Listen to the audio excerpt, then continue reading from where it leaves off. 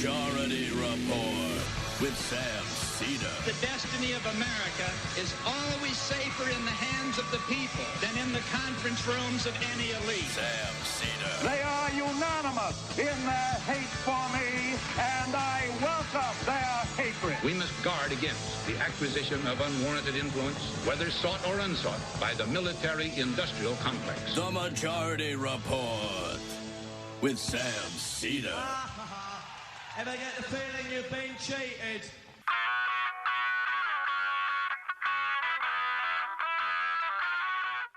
It is Monday, October 19th, 2020. My name is Sam Seder. This is the 5-time award-winning Majority Report. We are broadcasting live depths from the industrially ravaged Gowanus Canal in the heartland of America. Downtown Brooklyn, USA. On the program today, with just 15 days before what we have prior to called Election Day, the rats begin to flee the SS Trump's comedy cruise. Meanwhile, Mitch McConnell sort of kind of claims he'll vote on a Pelosi-Mnuchin compromise if it makes it to the Senate, if he allows it to make it to the Senate. A year out from a right-wing coup that ousted Evo Morales, Bolivia's Socialist Party wins in an overwhelming electoral victory. Pfizer says mid-November the earliest for a vaccine. Meanwhile, more evidence wearing masks makes a huge difference. And that big biker rally in the Dakotas could very well have been responsible for a major spike across the Midwest. Internal strife at the New York Post in the lead up to and in the wake of the Hunter Biden Oppo dump. Trump Roadshow is still attacking Michigan Governor Whitmer as one is arrested in a plot to kidnap the mayor of Wichita for asking people to wear masks. Early voting begins in Florida. Meanwhile, a Michigan state court stops the absentee ballot extension period. Federal judge, however, quashes Trump's plan to leave 700,000 people without food support. And your local news show may not be your local news. All this and more on today's program. Ladies and gentlemen, welcome. Like I said at the top of the show, we're now, tomorrow marks 2 weeks out from the election day. Florida early voting has started today. In Michigan, as I mentioned, there had been an extension for 2 weeks in which a ballot could arrive if it has been postmarked on election day. But that's been reversed by 3 judges in Michigan, all of whom were appointed by Rick Snyder. I make this point. It used to be like you don't want to say that because you don't want people to feel like who appointed the judges determines the outcome. But that is, Brendan, how long have we been doing this now? Joining me today, of course, Matt Leck, Brendan Finn. Those are the right here in my ear. But how long ago was it? Was it like 3 or 4 years ago? I said there 2 or 3 years ago. I said to you, like, when we get a judgment, I want to know who appointed the judges. There was a House style guide change in about 2017, I would say. Right. That became the case. And I don't think there has. I don't know. It's perhaps there's been one occasion, but I can't think of it, where the ruling is not a function, or I should say, the ruling does not correlate with which president, or in this instance, which chief executive and a governor appointed the judge. That is just the reality of our judicial system now. And I would argue that it is more of a function of the development of a massive machine centered on the Federalist Society on the right that makes this ability to guess who appointed the judges based upon the ruling, because the Federalist Society became this black box that basically produced all of these clones, these judges who we know how they're going to rule in every instance. And they do it. The polarization, at least within the legal field, has been exclusively the purview of the right for the past, 20, 30 years. And I hope that we're seeing, we're turning a corner on that. But because the fact of the matter is that that's what the judiciary is.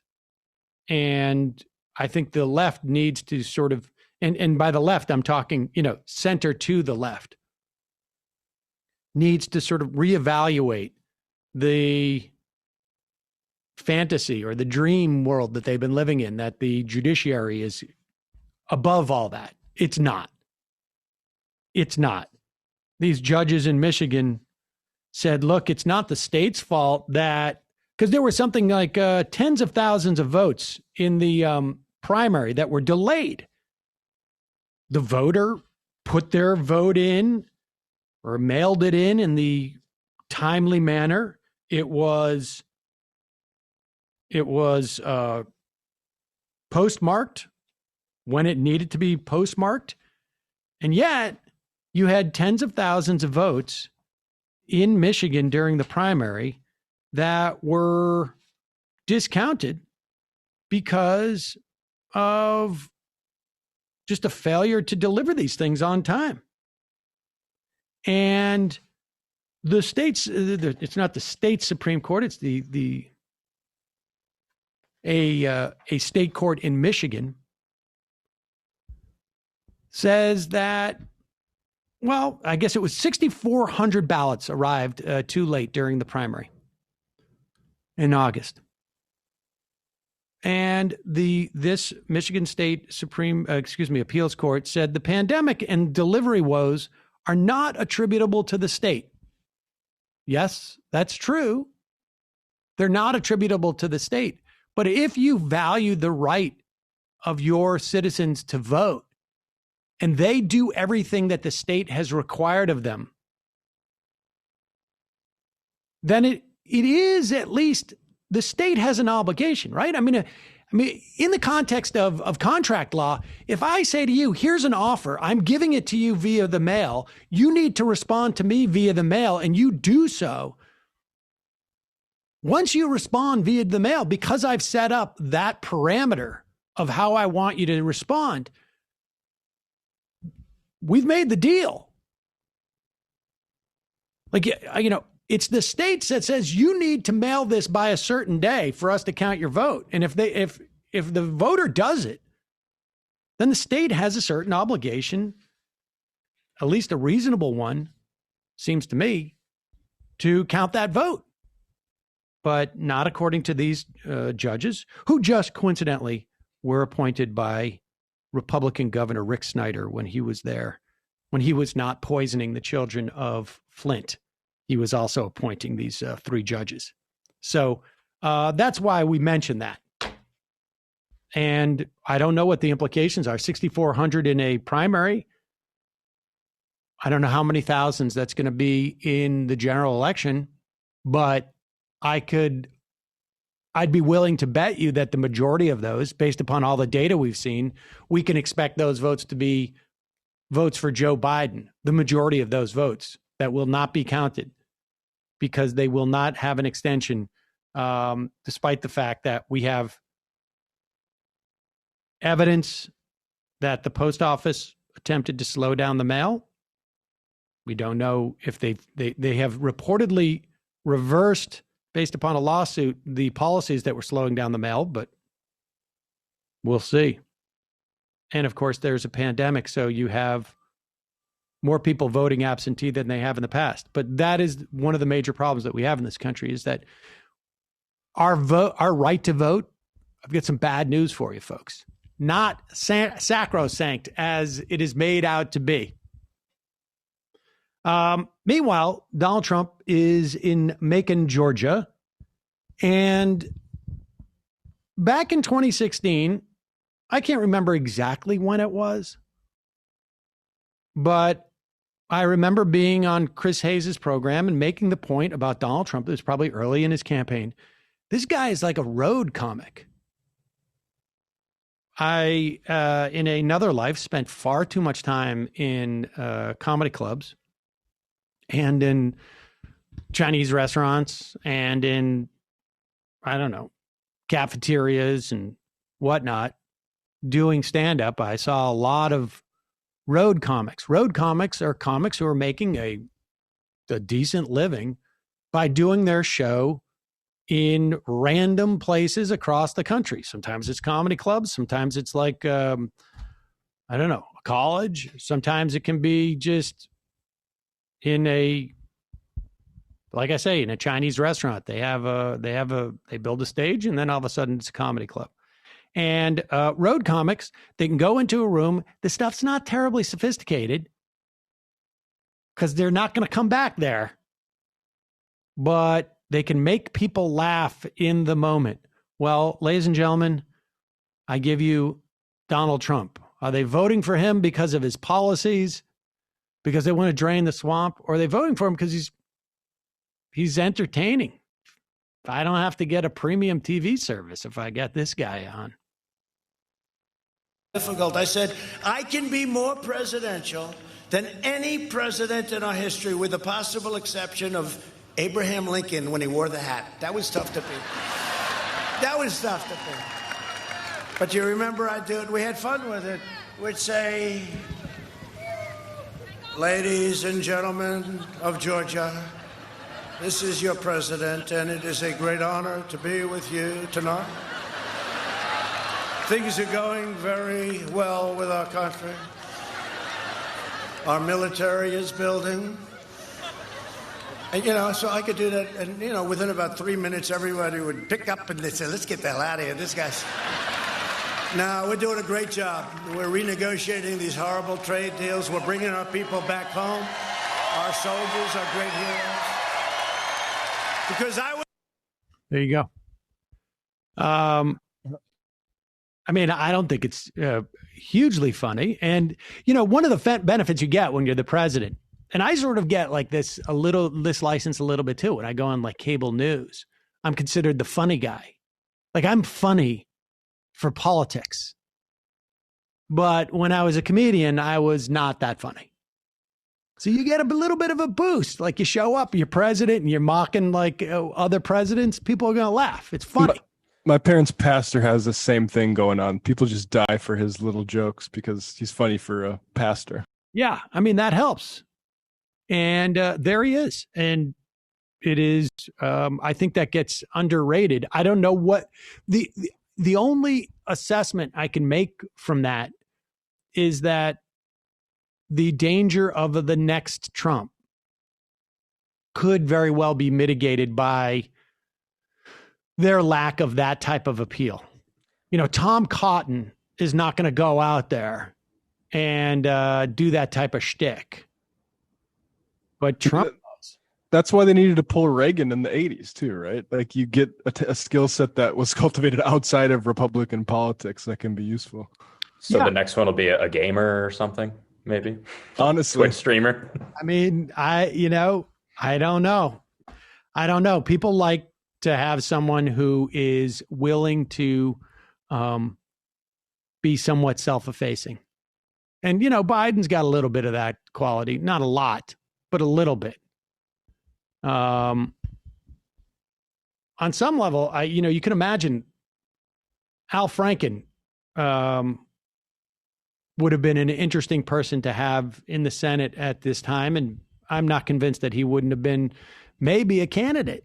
He should have been VP in 2016, and I think Hillary might have had a good chance because of that exact reason. He could have diffused Trump a little bit.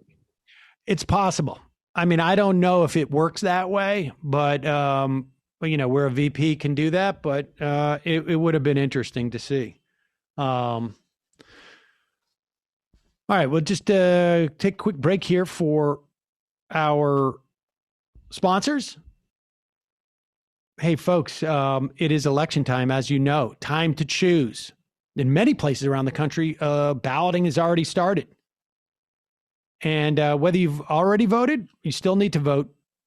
It is our chance to choose the best candidates for our government. I think you know where I stand on that. That's a lot of jobs to fill. What if you had to do this every time you needed to hire for your business? My God, you'd be exhausted. Thankfully, there's ZipRecruiter. ZipRecruiter does the work for you. Right now, you can try ZipRecruiter for free at ZipRecruiter.com/majority. Here's what happens with ZipRecruiter. And frankly, this is the story of how we got Brendan on the program. You post a job on ZipRecruiter.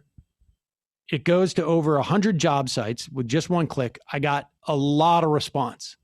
I mean, more than dozens of people. In fact, I ended up interviewing, I think, about a dozen people. And I think, honestly, I interviewed maybe 1 out of every 10. But then ZipRecruiter's matching technology finds people with the right skills and experience for your job and then actively invites them to apply so you get qualified candidates fast. That's how we got Brendan. He was out there just in cyberspace and they yanked him in. It's no wonder 4 out of 5 employers who post on ZipRecruiter get a quality candidate within the first day. ZipRecruiter has been huge for my little business here, and I think they can be huge for yours.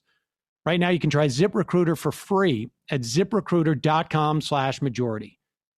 That's ZipRecruiter.com/majority. You may be stressed out about the election. You will not be stressed out about hiring when you try ZipRecruiter for free at ZipRecruiter.com/majority. ZipRecruiter.com/majority. ZipRecruiter. It's the smartest way to hire. Meanwhile,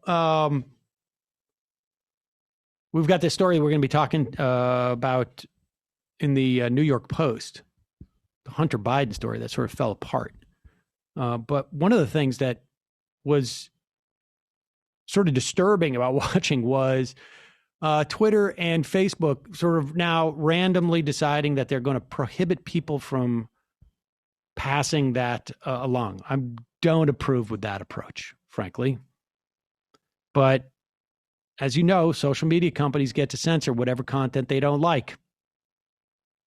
If you want to be the one to decide what you read or watch, not them, you can control their access to your data with ExpressVPN. ExpressVPN is, well, I don't know if people know what a VPN is, but essentially it is almost like an overlay that you put on whatever you're using. You can use it on your computer. You can use it on your phone. I use it on my phone. I use it on my laptop. And occasionally I'll use it on my iPad. But basically what it does is it hides your IP address from everyone from the point of you moving out into the world through your ISP provider out to social media sites, to places like Netflix. So you can establish, like, I'm actually not in New York. I'm in London. And so I want to see some of that British Netflix stuff. Or you can just basically shroud and protect yourself. With ExpressVPN, tech companies can't see your IP addresses at all. And they encrypt 100% of your data, so you're protected from hackers. ExpressVPN, their software takes about, I don't know, maybe 70 seconds to set up on your computer, on your phone. You tap one button and boom, you're protected. Why give these tech companies a free license to know everything about you and then turn around and sell off your information? Remember, if it's free, you're the product. It's time to take back your privacy at expressvpn.com/majority. When you visit my special link, you're going to get an extra 3 months of ExpressVPN service for free. And who doesn't like to save money? I do. Again, that's ExpressVPN, ExpressVPN.com/majority, ExpressVPN.com/majority to protect your data today. And lastly, just by chance, I am literally now wearing, but also generally now wearing Brendan's favorite socks. Not literally his socks, but his favorite brand of socks. I had no idea. Sam asked for my favorite socks. I said, let's talk about that at my performance review. You wouldn't tell me what it was, but I stumbled on them. Features. They've engineered a sock specifically tailored for golf, for exercise, for walking. And literally, like when I say engineered, they have engineered it. It is, Brendan talks about it as if it like these things have radically, fundamentally changed his life. I got to say, I'm loving them. I bought a bunch more. Runners worldwide have already made Features their sock of choice. Now, golfers are doing it, and just even guys like me who are just like walking a lot. I mean, I'm not a runner. I'm not a golfer, but I'm a walker. And occasionally I'll run around and chase Saul. But I'm wearing right now a pair of Elites with a light cushion.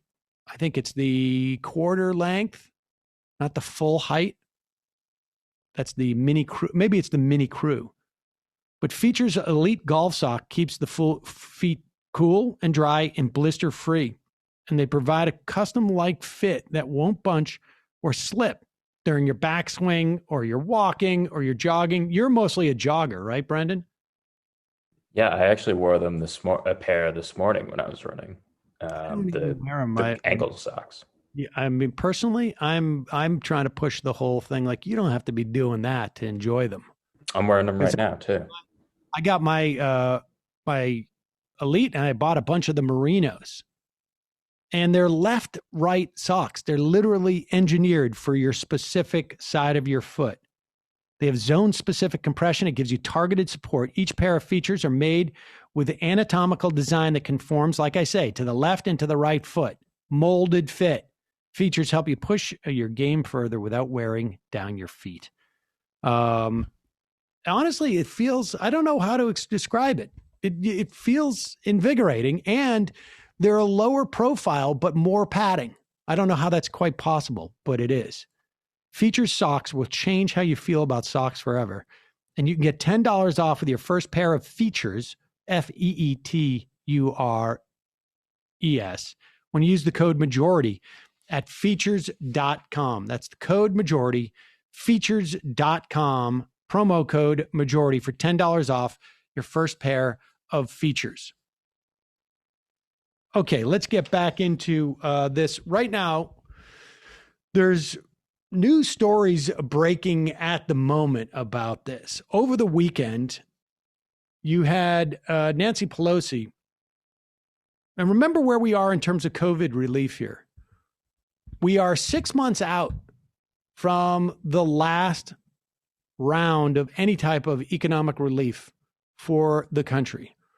We had the CARES Act, which provided desperately needed expansion of unemployment benefits, direct payments to people. It also provided basically a huge backstop to corporate America to borrow and consolidate. We're going to have real problems from that first CARES Act down the road. But in the meantime, it also provided stuff that people needed. Then there was the Paycheck Protection program, which allowed for loans to small businesses, and a certain amount of that was forgivable loans, essentially grants, if you spent it all on payroll over the course of like 8 weeks.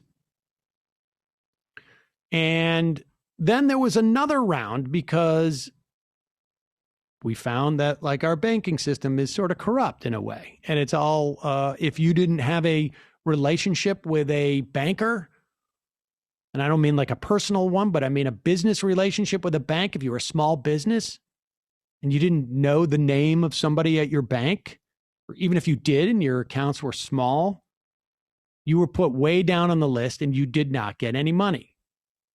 If you were a person of color, you're also more likely to not have that kind of relationship. If you're a woman, you're also more likely, owning a business, to not have that kind of relationship, which shows you just sort of the structural and systemic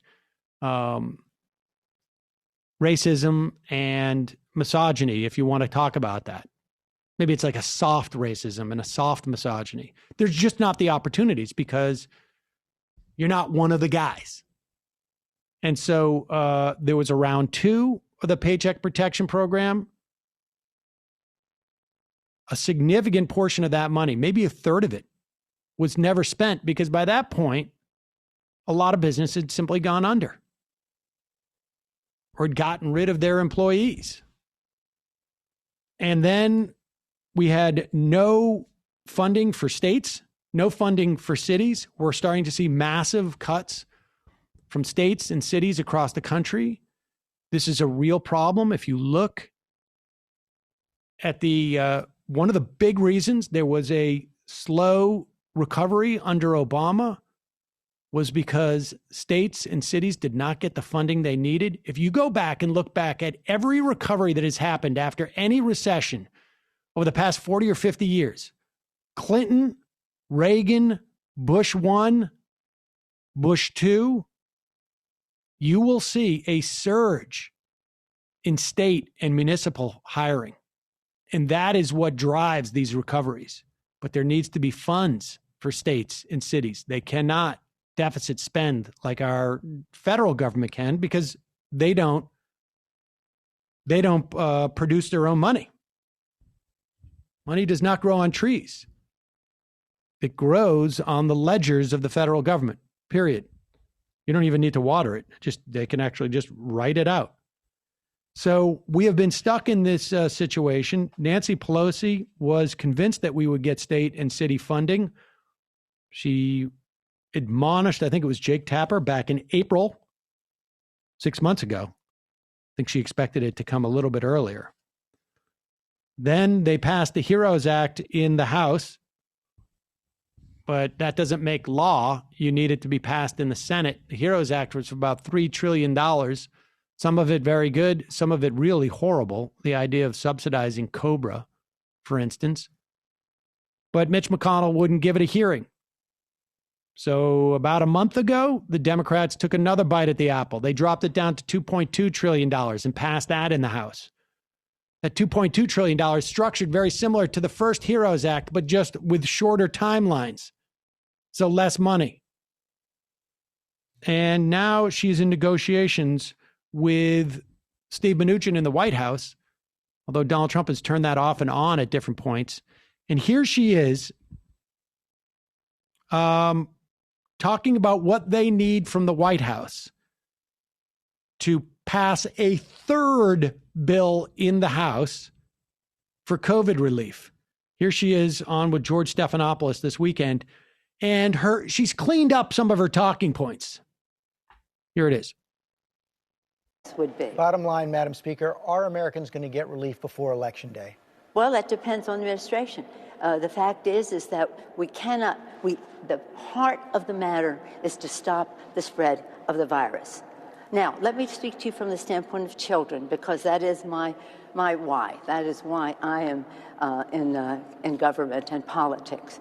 For the children, we're having a big debate with them now over earned income tax credit. They get a tax break to the richest people in America. We want a earned income tax credit, child tax credit, child independent tax credit for the children. 6 to 8 million, depending on whose calculation you use, million kids are now, people are in poverty in our country.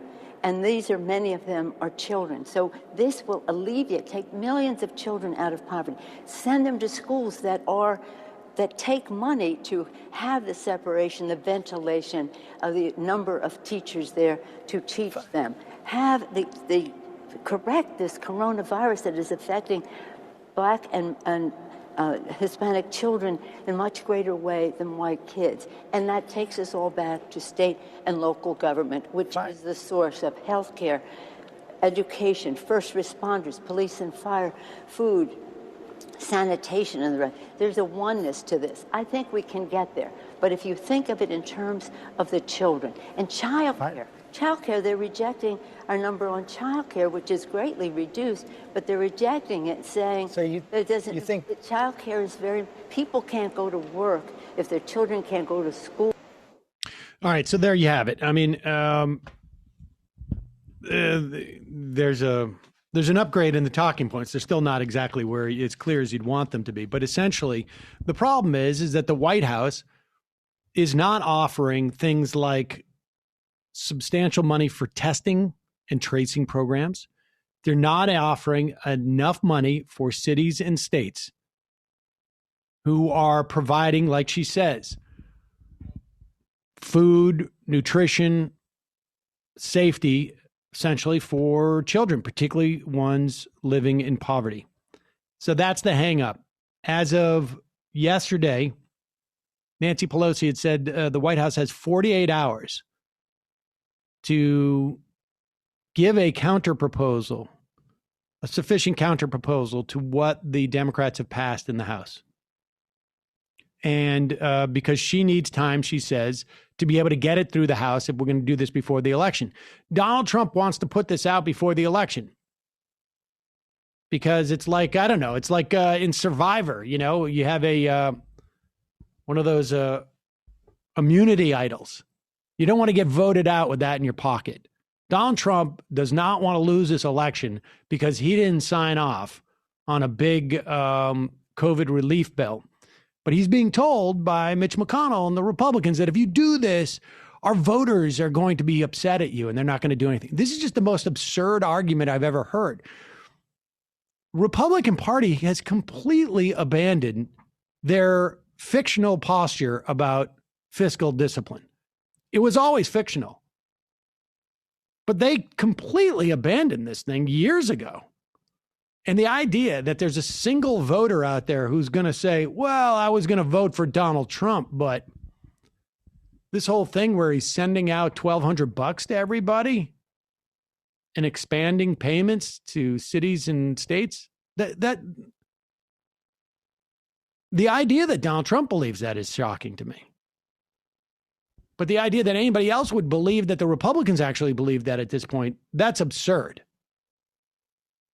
And, you can start to see the sort of the hints of people playing along with this game that the Republicans care about fiscal responsibility. And frankly, I don't think that we should be fiscally responsible now, or I should say that fiscal responsibility right now means spending money, the government spending money, providing for people in need, providing support for businesses, providing money so that people don't feel compelled to go out and take a risk during a pandemic. We have the money. Our government can print the money.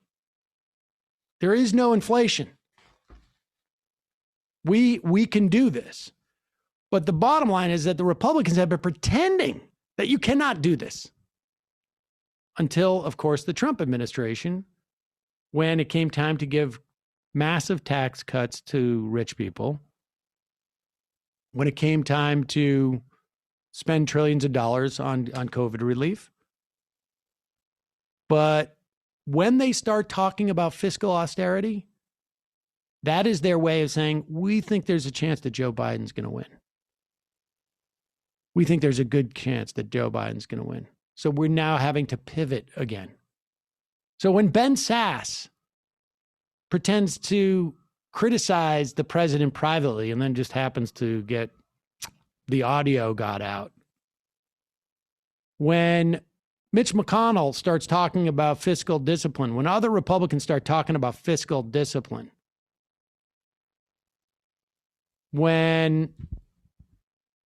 that's when they're afraid that Trump is going to lose. And Mitch McConnell doesn't want to pass anything that's going to make it in any way helpful to the American public if Joe Biden is going to be president. And so that's where we're at now. Apparently, this is what the White House, through Mark Meadows, says that Mitch McConnell, and this is coming from Jeff Stein in the Washington Post, says that Mitch McConnell has agreed to put a bipartisan agreement between Pelosi and Mnuchin to a vote in the Senate, despite Republican opposition. Now, it is hard to know whether this means that McConnell is convinced that the White House will not agree to a deal with Pelosi, or if what McConnell's trying to do is take pressure off of some of his senators who are getting destroyed in their home states because they're standing in the way of some type of COVID relief, and he is now trying to blame Donald Trump. And, of course, Pelosi. But Pelosi's already passed something. I mean, this suggests to me that McConnell is feeling pressure from somewhere. And he is trying to push it off. This is a hot potato, folks. And he is throwing it to the White House. Now, Mark Meadows is also one of those guys who you can imagine, as soon as Donald Trump is gone, is talking about fiscal discipline and austerity. But we will see. There are now 36 hours left on Nancy Pelosi's, maybe 24 hours left on Nancy Pelosi's ultimatum. We shall see. I mean, I think we have a situation where they are both on the brink, and they are both trying to. Nancy Pelosi doesn't want to do anything that's going to help Donald Trump. Mitch McConnell doesn't want to do anything that helps Nancy Pelosi or Joe Biden. Donald Trump wants to help himself, but can't seem to, but is afraid of losing some Republican support, I guess, in the Senate. And that's where we're at. Personally, I think if Nancy Pelosi has the ability to get a decent deal right now, you do it, because you're also banking on Joe Biden winning. If Joe Biden doesn't win, the American people are probably going to get a decent amount of money from Donald Trump, I think. Maybe not. But either way, it's hard for me to imagine that Donald Trump is going to get that much of a benefit this short out of time from the election. Here's what Meadows said. The Senate Republicans have been very vocal in terms of their lack of support of a number that's even close to what the president has already supported. There would be some in the Senate who would support it. Whether there's enough votes to get to the 60 vote threshold, that's up to Leader McConnell. I think they're basically kicking this hot potato back and forth. Meadow claims he's hopeful of a deal by tomorrow, deadline set by Pelosi, but also accuses her of refusing to compromise. The 60 vote thing is, all Mitch McConnell needs to do is to provide 16 votes, I think it is. Maybe 14 votes. It depends on who shows up. You don't need all the Republicans. You just need 16 of them, because you've already got 44 votes on the Democratic side, 46 votes on the Democratic side. So I guess we will see what happens there. I mean, let's put it this way. This is the question for Nancy Pelosi. If Joe Biden wins, there will be no relief for the American public, at least until January 21st. At least.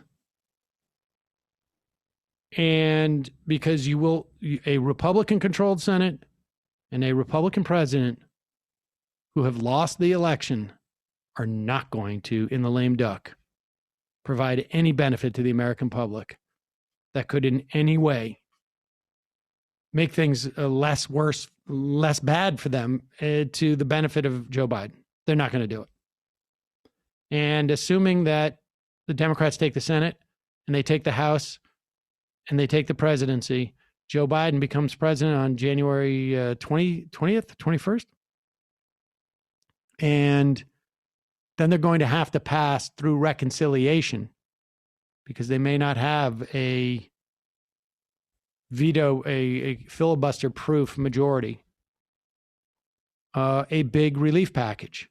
So nothing's going to get out the door until middle February. That's 5 months from now. 5 months ago was May. So the stakes are very high here, particularly for the American public. I'm not even convinced that necessarily the politics here is that anybody's fortunes are really tied up in this in the way that they seem to. But the fortunes of the American public are. So, I don't know. Hard to count on these people to do the right thing. Meanwhile, speaking of doing the right thing, I saw this chart about masks. Before we play it, let's play this clip from Matt's hometown. Right? Fargo? Oh, no, wait, you're not from Fargo, right, Matt? That's where I went to college. Okay. Did you ever run into any of the city councilors there? I did not know.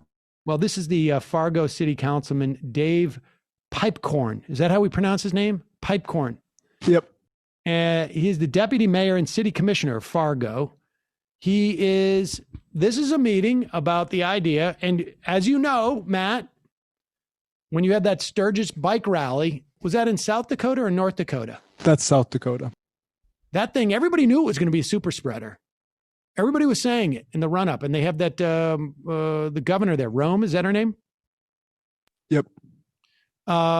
They knew it was going to be a super spreader event. Nobody cared. And now you've got it. You've got the Dakotas. You've got Minnesota, Wisconsin. I mean, there's no way to really totally track this, but they believe that it may have spread it like in all parts of the country around the Midwest. And so here is, so they're starting to talk about mandatory masks. Here is the city councilman, and this is why he's not going to. This is, I mean, just we are 7 months into this now. This is just amazing to me. It's not fear. And the facts are, I'm just as protected as you are wearing that mask of COVID-19. COVID-19 passes right through that mask.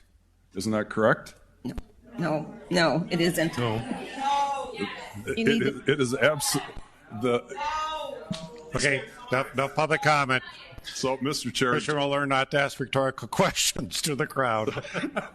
I apologize, but basically, a virus it goes right through the mask, and so for us to start mandating something that doesn't work, that doesn't make sense. And as far as the people, okay, here's how it goes. Once again, if you behave yourselves, you can stay in the room.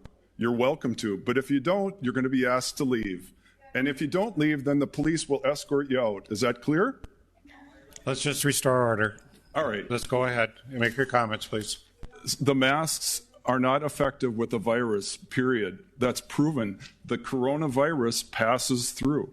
And so it's false to tell people that they're going to be safe by wearing that. And as far as sitting 6 feet apart, it's liberty. If you don't want to sit next to each other, then you don't have to. You can go someplace else or watch it on TV or on the internet. So thank you very much.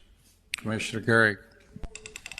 Yeah, no one's going to convince anyone of anything at this point. You know, there's some people who believe it's certain, facts and numbers, and the other side can bring up facts and numbers too. So I'm not even going to try to attempt to ask that rhetorical question. What I want everyone to consider is the enforcement. So that guy was going like, well, we can never really know what the actual truth is about these things. So let's just talk about how hard it would be to enforce. So we shouldn't do this.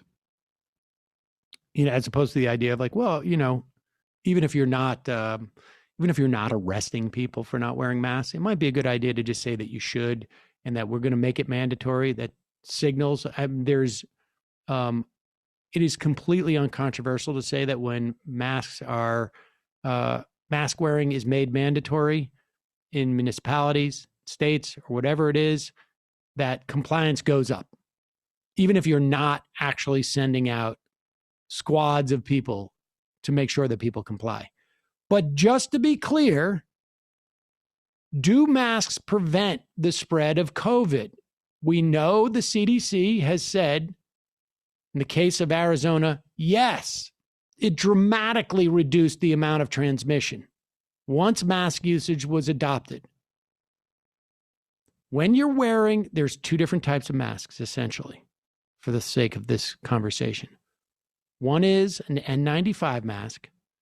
If it's around you tightly like this, it will protect you from COVID. You could still theoretically get it in your eyes. If you wear a shield, you're very protected. As long as you're wearing that, you could be exposed to it and still not get it, because you wouldn't breathe it in. If you're wearing a cloth mask, you have still less of a chance than getting it if you're wearing nothing, but it is not as a complete barrier as an N95 mask, because an N95 mask is designed to make sure that no particle over whatever it is, 95, I know it's not microns. Is it microns? I don't know. Can't get in.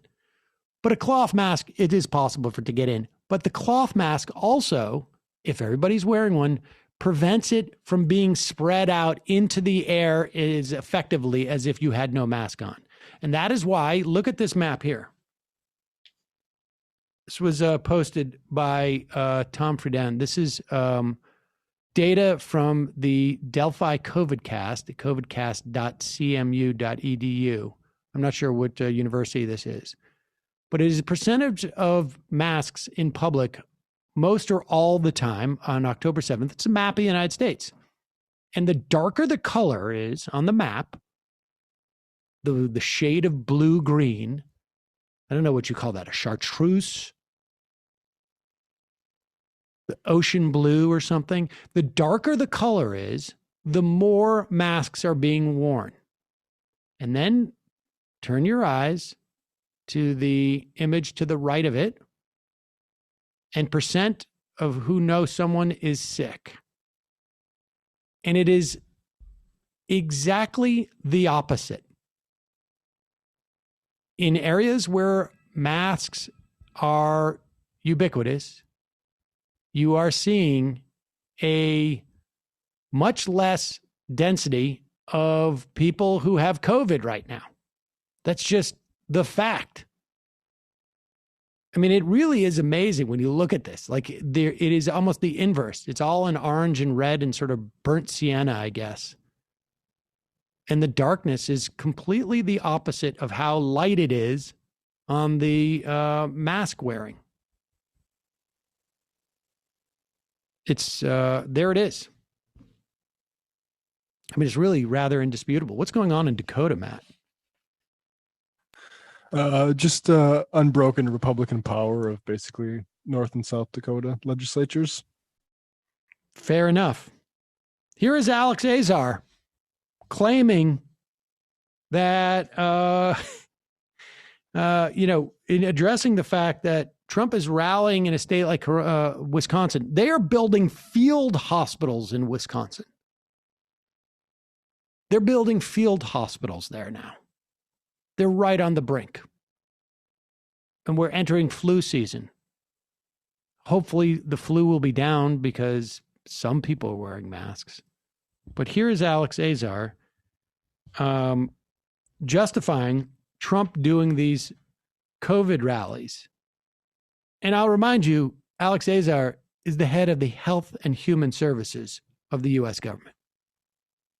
I guess what I'm trying to figure out is, how are Americans supposed to take your advice here if the president of the United States doesn't take your advice? In fact, he was in the state of Wisconsin. The state of Wisconsin, you guys at the task force have warned the state of Wisconsin they're in the red zone. Big events are a bad idea right now. And the president's campaign did what? Held a big event in a state in the red zone. So again, I go back to this. What example is being set by the federal government? Well, Chuck, we're seeing an increase in cases in states, whether red or blue or open or closed. We're seeing an explosion of cases in Europe. Europe, the most locked down part of the Western democracies, and they're seeing an explosion of cases. They've got more cases per million than we have in the United States. Some countries on a population-adjusted basis have 2-3 times what we have in the U.S.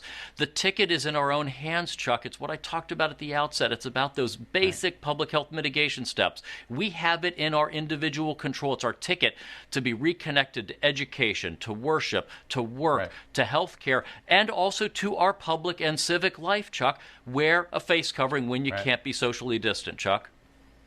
And so why is that message so difficult for the president? I think it's a difficult message for all Western democracies. We're seeing that in Europe. People are tired. The American people have given so much. People of Europe have given so much, Chuck. They've been locked down. They've been isolated, and they're tired. But the point is, we're so close. Hang in there with us. We are so close. We are weeks away from monoclonal antibodies for you, for safe and effective vaccines. We need to bridge to that day. So please, just give us a bit more time of your individual, responsible behavior of washing your hands, watch your distance, wear your face coverings when you can't watch your distance, Chuck. Wow. I mean, very reassuring tone. Yes. We're almost there, except for now we're hitting peaks that we haven't seen in months and months and months. Almost there. There's almost there was a Washington Post piece about the full revolt that is on now amongst the task force. His appointed task force on coronavirus. Fauci seems to basically be done. He's basically done. I think he went on 60 Minutes last night. He said, I don't talk to the White House. They don't talk to me. I think, I think they're all saying like, we're, and the scary part is, the scary part is that Donald Trump could win the election. The other scary part is that Donald Trump could lose the election. Like, the guy's still going to be president for 3 or 4 months if he loses. And he's going to be a little bit upset that he lost, and he doesn't seem to care about people. And so I think, what we're seeing with the people associated with the task force, those people who are not Trump cronies, starting to distance themselves and trying to establish like, hey, we're going to need to run this asylum for a couple of months without the help of any type of leadership. Meanwhile, we got 10 minutes left. Let's go into what's happening at the New York Post. So the New York Post the other day, I guess this was last week, was it Friday or Thursday? I can't even remember what time anything is anymore. They ran a story that was ostensibly about a computer that was dropped off at a computer repair store. The person who dropped it off never came to get it. On that hard drive of that computer, the computer repair place found emails and apparently pictures of Hunter Biden looking like he's got a drug problem, essentially. Text between Joe Biden and Hunter Biden where Joe Biden is, talking to his son like you would imagine a heartbroken dad would if the son was having a drug problem. There is also ostensibly an email that says something to the effect of like somebody writing to Hunter Biden, met with your dad, thank you. What is not there that we haven't seen is any type of implication that Joe Biden or any evidence that Joe Biden did anything or benefited in any way from his son's involvement with Burisma. Now, let's be clear. There is a problem in my mind with family members of politicians trading off of their last name and getting jobs. I would be a liar and inconsistent if I didn't say that. I had a problem when, who was it? I don't know. I have a problem with Meghan McCain having a TV career because her dad was Senator McCain. I have a problem with Abby Hunt having a TV career when, I had a problem when Chelsea Clinton got a job at NBC News. Highly paid job when there were other journalists out there who could have used the work because of her name. There is no doubt that there has been dozens of examples of politician brothers, sisters, cousins who get jobs because they are supposedly close to the politician. And then we see that obviously nepotism is not reserved just for politicians. It's more egregious when it comes to politicians in some way because their power is a function of supposedly our democracy and taxpayers, but it is a dynamic that happens across the board. But there is no indication that when Hunter Biden sold traded on his last name and supposedly his ability to get his dad on the phone, that was in any way that Joe Biden fulfilled any of the things that whatever those patrons would have wanted, right? There's no evidence of that. It doesn't make the nepotism any less horrific. I'm not exactly sure how you stop it. Someone runs for office. I mean, can you basically say like no one in their family can get a job based upon it? I mean, I don't know how that works, but nevertheless, so this hard drive ends up in a computer repair store and the guy does whatever he does. He informs the FBI.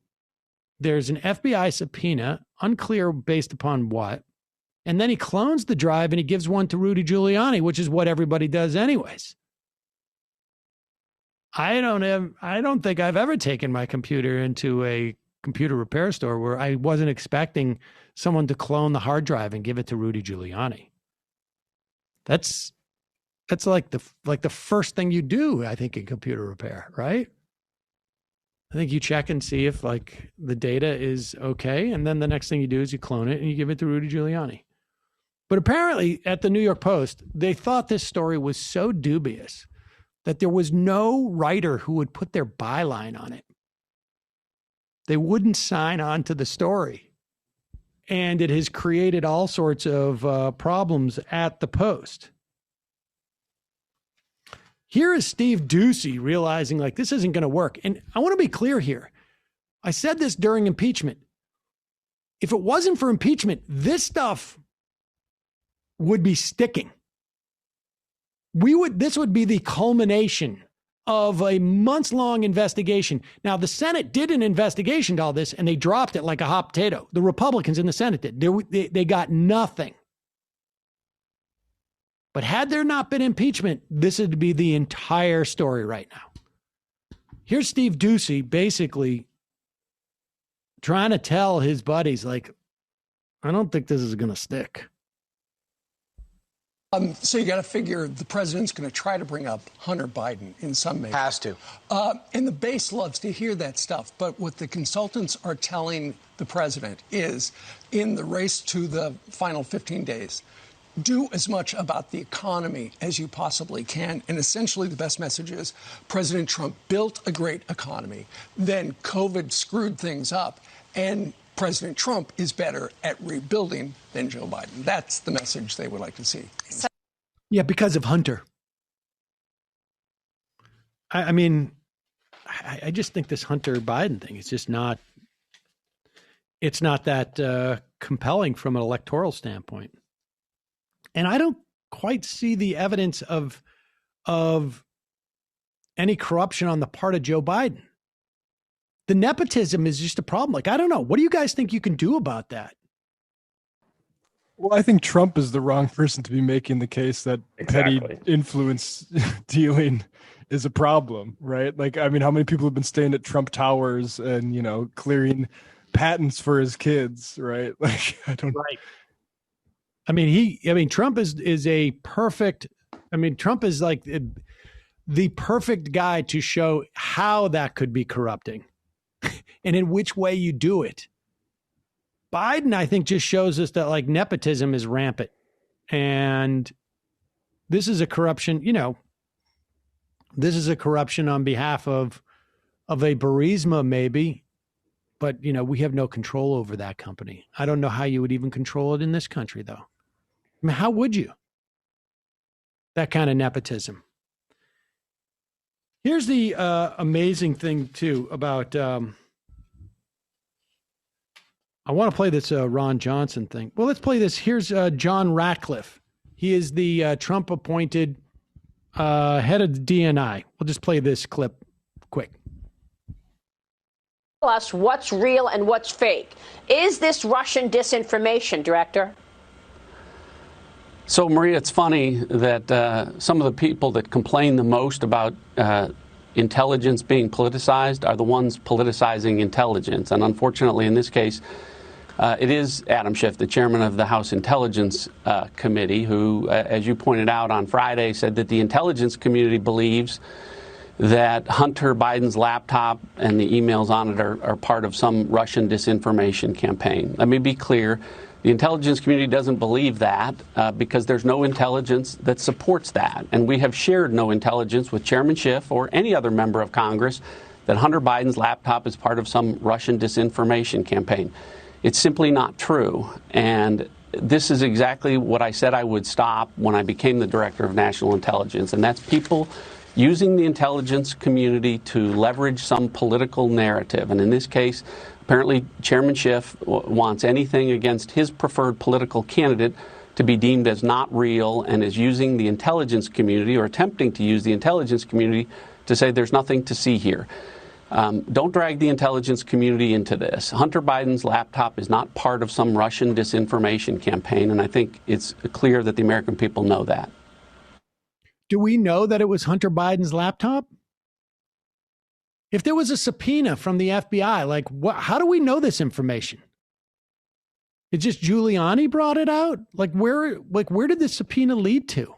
Why isn't Donald Trump's Bill Barr's FBI? Why are they not pursuing this? Yeah, this reminds me of David Dayen's book title, Chain of Title, I guess. But chain of custody is the problem here, right? With this laptop. Yeah, there's a bit of a problem with the chain of custody. Now, I don't know if any of the Biden people have denied it or they just ignored the whole thing. I don't know what value it is of denying it. It doesn't matter. 40% of the Republican Party believes that the Democratic Party is just one big pedophile ring.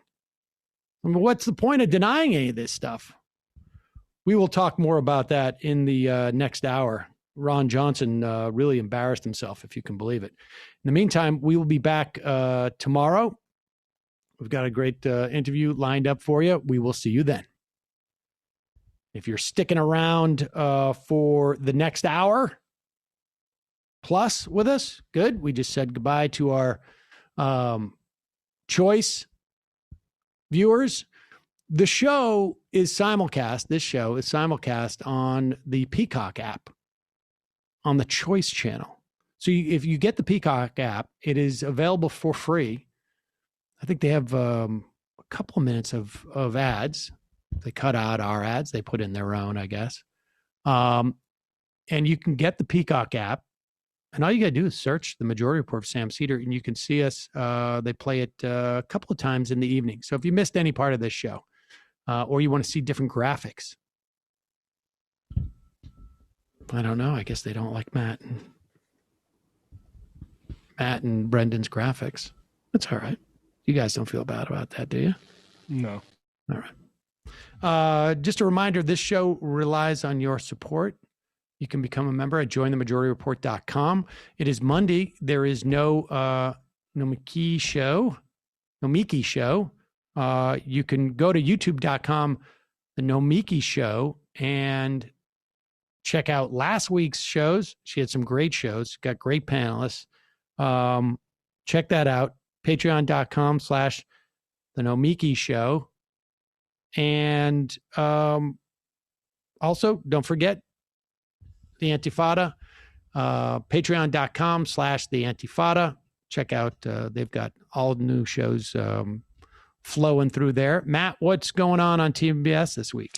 Yeah, Joshua Kahn Russell is going to join us tomorrow night. We're going to talk about the Bolivian elections and who isn't talking about the Bolivian elections that happened yesterday, and some other stuff. So check that out tomorrow night, patreon.com/TMBS and the Microbook Show on YouTube. Yeah, we should talk about that just a little bit in the fun half. But that was a massive victory. You need to get over 50%. And it does not appear there's going to be a runoff. Now, still not 100% clear on, what's going to happen next there. But both the sort of centrist and far right candidates failed to get 50% between the two of them. So what you like to see happen to the far right at the ballot box. And Luis Arce of MAS, it looks like he got 52%. So yeah, he'll just lead the country now. And he was Morales's VP or minister of I can't remember what. Yeah, I can't remember that. But I do know Zizek specifically mentioned him to Michael when they talked about it over a year ago as like the future of MAS. So it's in good hands. It looks like.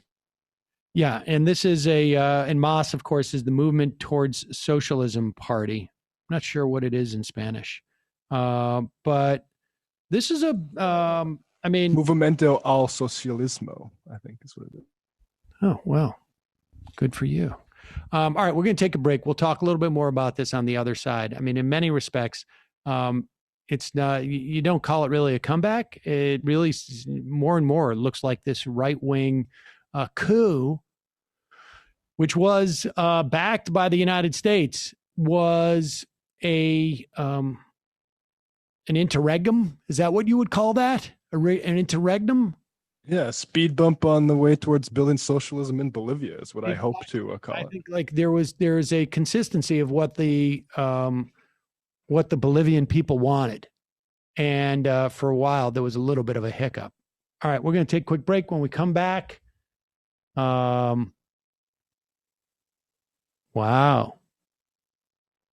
Apparently there's a story. All right, we'll play this in a second. All right, we'll see you in the fun half. 646-257-3920 is the number. Join us there if you will. And for it. All right, folks, 646-257-3920. See you in the fun half. Are you ready?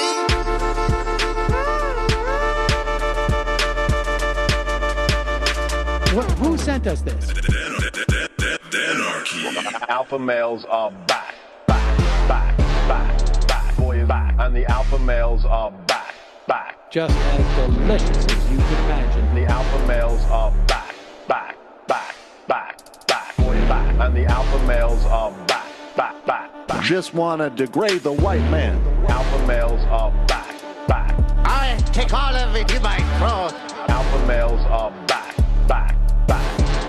Almost says what? The alpha males are back. You are a madman. And the alpha males are back. I am a total cunt. Can we bring back DJ Dennerky's song, please? Yeah, or a couple of them. Just put them in rotation. DJ Dennerky. Well, the problem with those is they're like 45 seconds long, so I don't know if they're enough of a break.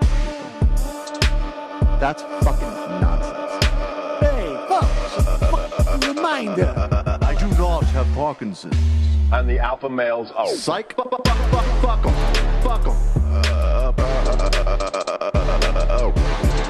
Almost says what? What?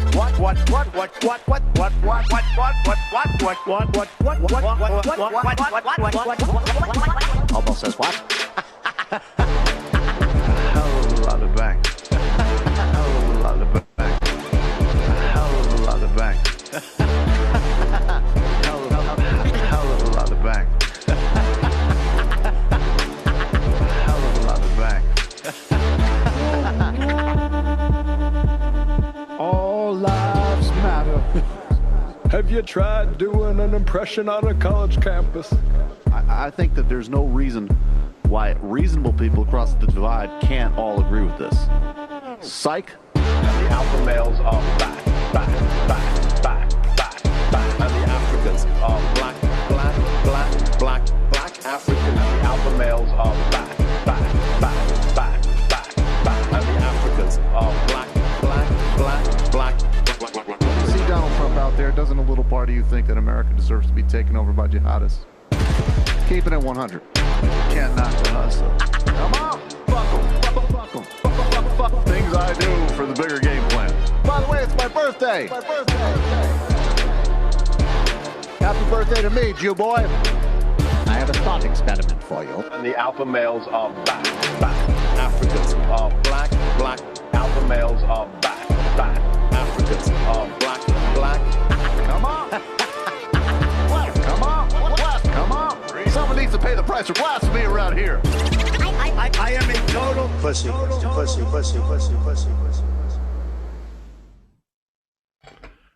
We are back. Jamie's here with us. Jamie, you there? Hello. Can you hear me? Yes, we can hear you. Excellent. Welcome. All right. Well, let's just, we're staying on this topic of this story that's coming out about the stories that are coming on about Hunter Biden, I guess, or about the stories about Hunter Biden. And here is, and this is both surprising and not that surprising. There was a Pew Research poll that came out just the other day. And where is it? I never got to that story about the New York Times. That 1/4, I think it's 40% of Republicans believe at least part of the QAnon theory. Yeah, right? Thanks, Facebook. Yeah. And so it was only a matter of time before somebody in the Trump media world, and certainly this has been all over the place, in the sort of lesser Trump media world, but here's someone who's bringing it on to Fox Business News. It is Maria Bartiromo, and she is talking to Senator Ron Johnson. And here she is. Now, remember now, all of this supposedly went down a year ago. And I don't know if the FBI was aware that Rudy Giuliani also got the copy of the hard drive, because that's usually operating procedure. They will, like I say, when you get your laptop fixed, proper thing to do in terms of when you run the diagnostics, then you clone the hard drive, then you give it to Rudy Giuliani, and then you give it to the FBI, of course. But here is Ron Johnson just going along with Maria Bartiromo, playing into the Q narrative. Here on Sunday Morning Futures, there is more to come, and there is further analysis of the subpoena's handwriting, and it suggests that the subpoena was served by an FBI agent his name is Joshua Wilson, and over the last 5 years, he has been working on child pornography issues. Connect the dots. If an FBI agent is working on child pornography issues for 5 years, why is he subpoenaing the laptop of Hunter Biden? Is there a connection here?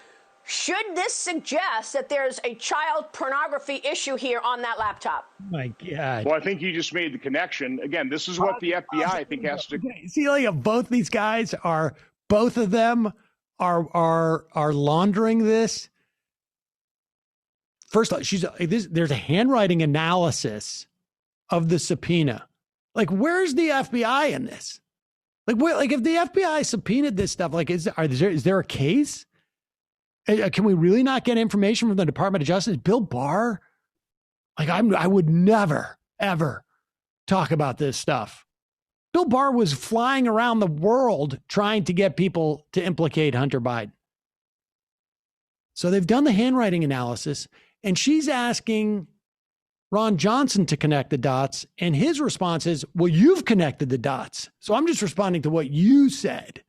Go back. It's funny. It's just I don't know. Here, you catch this. And somewhere as it's being passed in between them, it develops more credibility. Go back. You got to always say yes. Yeah, you got to say yes. Well, but it's also it's yes and, I think, is what it is. If you're talking about like improv technique. For 5 years, why is he subpoenaing the laptop of Hunter Biden? Is there a connection here? Should this suggest that there's a child pornography issue here on that laptop? Well, I think you just made the connection. Again, this is what the FBI, I think, has to come clean about. This isn't a standard investigation where, if the FBI doesn't indict somebody, that everything remains confidential. This is something that, as we were talking about, relates to national security. And if there's criminal activity involved that could be tied to Hunter Biden or his business associates, or even possibly tied back to other members of the Biden family, and as some of these emails indicate that Joe Biden was fully aware of this. He was taking his 10% cut or requiring 50% from his family member's salary. This needs to be known before Americans go to the polls. Is that what they're alleging? That Joe Biden was getting kickbacks from Hunter? How wasn't this in his Senate investigation that he just concluded? It is a little bit odd if Rudy Giuliani had this material for so long, why he didn't share it with the Senate when they did this investigation. Well, he was waiting for strategic QAnon reasons. So now we're to believe that this whole thing was actually just like, so Joe is saying to Hunter, you can take this job with Burisma, but you need to kick back some to me. Yeah, you got to get a taste. I mean, he wants to wet his beak, but I don't understand. Like, why couldn't Joe just go get the job? Yeah, I like how they moved on from the child pornography speculation to like he's taking a cut. Well, I don't understand. It's like, why didn't Joe just sit on that board? It's like 4 meetings a year. I know people who sit on board of directors like this, and they have no expertise. Generally, they do in one particular area, but not necessarily have anything to do with the enterprise itself. And they like maybe 1 or 2 weekends a year, they actually have to fly to like some beautiful place and go to a couple of meetings and you get a ton of cash. Why wouldn't Joe just sit on the board? Well, he would have just had to give the money directly back to his fail son that way. This way it's like a win-win. Oh, that's right. I guess, yeah. That way you don't have to pay the estate taxes or whatever it is that you got to. Okay, I get it. It's easier. It's cleaner this way. It's cleaner. It's Chinatown. Good. For salary, this needs to be known before Americans go to the polls. So was the FBI agent who served the subpoena investigating child pornography, Senator?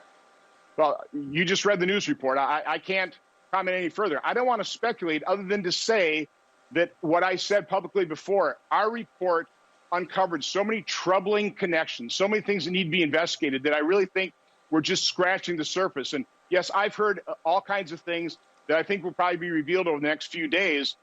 There's a treasure trove of emails and video and pictures in not only the purported computer of Hunter Biden, but now we've got the co-conspirator, Bevan Cooney, that also starting to reveal information. I guess we're probably going to just find more information every day over the next couple of weeks. I think there's going to be a lot of nasty stuff that comes out. Pictures that, are going to be largely irrelevant, but maybe, I don't know. Disturbing. Videos, that's what I would imagine. But like what? I don't know. Like there are pictures of Hunter Biden doing nasty stuff. I don't know. Looking cool. Drowning in WAP. Things of that nature. I have no idea the specifics.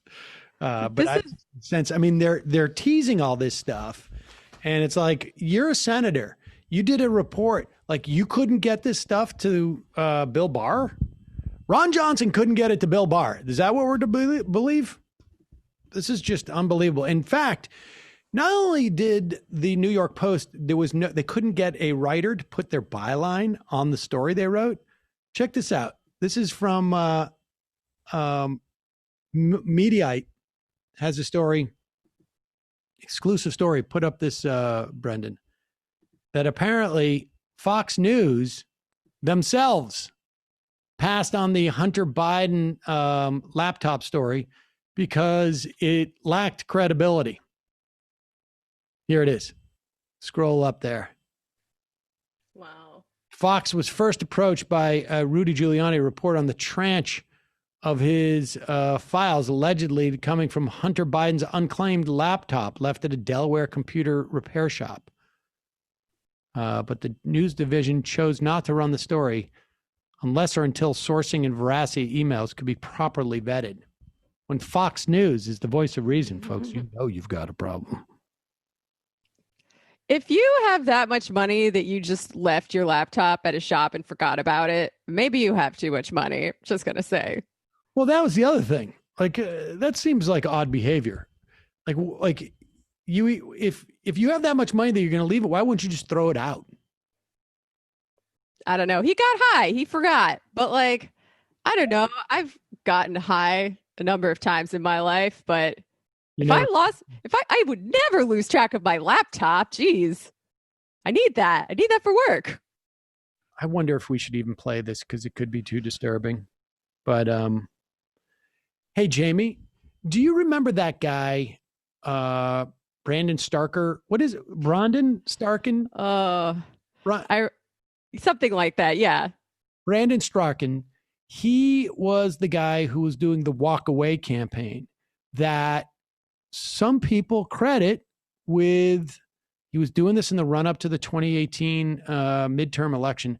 Some people credit him with driving the biggest Democratic turnout in like half a century. The Democrats got more votes in that off-year election than I think maybe in history. And they took a bunch of seats too, not as many as other big wins because of redistricting, but they did win control of Congress. A lot of people give Brandon Strachan credit for that because of his walk away campaign, and that maybe people misinterpreted as to where, like, which direction they were supposed to walk. He was just not explicit. He said walk away, but there was no, like, you got to be explicit, walk away from here or walk away to there or something. He didn't do that. And apparently what happens, it drove a lot of Democrats to the polls. Well, Brandon is so geared up and so convinced that Donald Trump is going to win that he's not trying to cut an album of covers music to try and maybe see if he can get a different career if Donald Trump loses.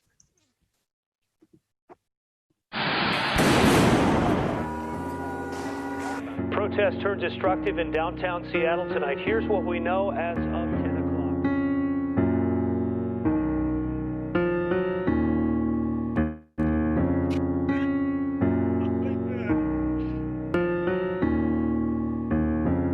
Now we should tell you, pause it for a second.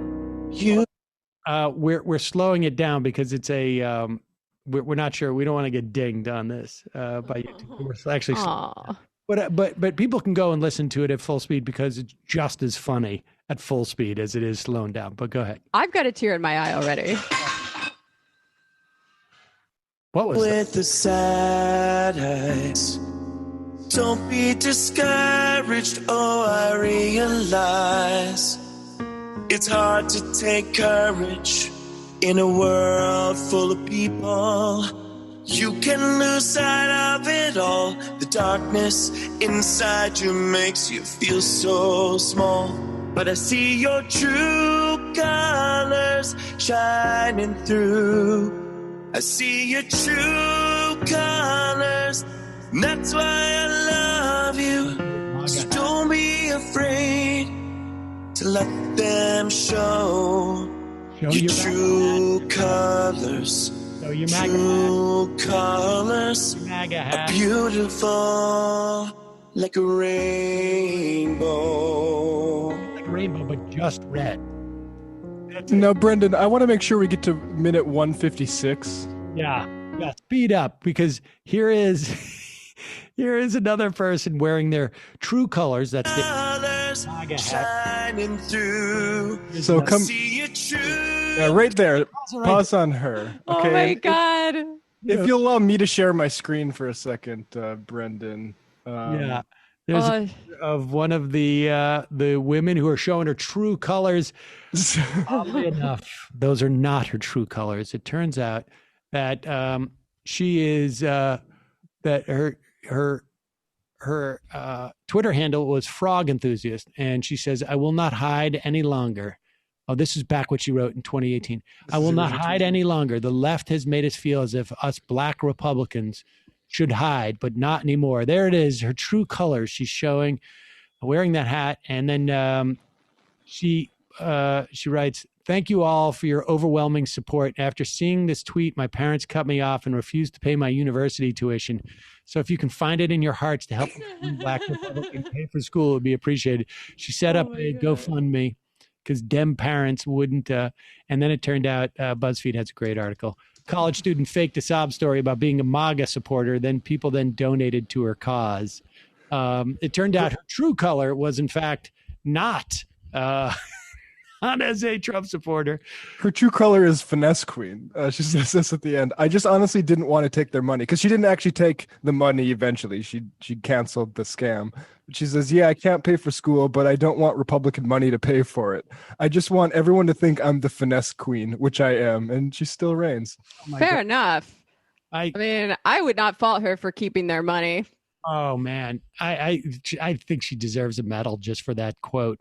And that is so fantastic. All right, Straka didn't get the memo. Straka did not get the memo, though. And let's just listen to a little bit more of Brandon Strachan's debut video from presumably his newly launched singing career. And talk about walk away. I think this is hashtag runaway and cover your ear. And that's why I love you. So don't be afraid to let them show your true colors. True colors are beautiful like a rainbow. Going out of business. What? Why did they put that? Oh, I see. I want to work. So his big thing. All right. Yes, well, we need more government support for those businesses, frankly. That's the bottom line. Brandon Straka walking away from the Walk Away campaign, walking towards maybe a burgeoning musical career. So good for Brandon. He's trying so hard to make this gay Republican thing happen, but he does not have the swagger to pull it off. He doesn't have the swagger of Dave Rubin. Yeah, I mean, that's the hard part for Straka, and I do feel bad for him on some level. He has a demonstrable lack of charisma that I think makes what he wants to do very, very difficult. He did have his moment, but I think that moment may be passing, but we shall see. Like, I will admit that Milo had a little something that made him, he was a troll. He was an edgelord. He got attention from, all those straight guys who like saying the word fag. But like this guy, what does he have? He has auto-tune and a song that was good when Cyndi Lauper sang it. And now it's terrible. Yeah, it doesn't quite work. This is pretty funny, actually. So Jamie Harrison is running against Lindsey Graham. This is a very hotly contested race that Senator Dianne Feinstein apparently wants to do everything she can to undermine the ability to pick up Lindsey Graham's seat by a Democrat in South Carolina. Hopefully, Dianne Feinstein's agenda and Lindsey Graham's are thwarted. Here's Jamie Harrison. Not necessarily. I mean, this is not going to be somebody you're like. If this person gets into the Senate, you're not going to be like, oh, God, Jamie Harrison is leading the charge for, Medicare for all or whatnot. But they will be a vote for Majority Leader Chuck Schumer. I mean, that's his title. It's unclear that he does that, but and that will have benefits for us down the road in the event that we do get some type of expansion of Medicare or Medicare for all, if that it manages to get on the docket. But this is very clever. He is running against Lindsey Graham, and here is an ad that he cut. He's raised a record amount of money for a Senate candidate. And here's an ad he cut against a third-party candidate, Bill Bledsoe, who his name is on the ballot, but he's not even running anymore. I'm Jamie Harrison, and I approve this message. Before you vote, know who's on the ballot. Lindsey Graham's changed after 25 years in Washington and millions from special interests. But beware, right-wing Constitution Party candidate Dr. Bill Bledsoe is also on the ballot. Bledsoe opposes all abortions, and Bledsoe supported Trump from day one. Bledsoe believes any gun control law infringes upon the Second Amendment. No restrictions on guns, pro-Trump from day one. Bledsoe's too conservative for South Carolina. Do you see what he's doing there? You see what he's doing there? The best way to get one of those conservatives to vote for Bill Bledsoe is for Jamie Harrison to get up there and say, this guy's too conservative.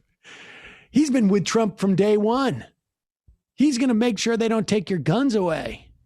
Whatever you're doing, don't not vote for Lindsey Graham and vote for this guy Bledsoe, because he's even more conservative than Lindsey Graham is. Yikes. If Jamie Harrison wins, that ad, I am willing to bet right now, may have made the difference, because we're talking it's going to be a very razor thin margin. It is a very, very smart play here for him to just sort of, if he can peel off 1% from Lindsey Graham and have it go to Bill Bledsoe because of that ad, that's huge. That's huge stuff. Tricky.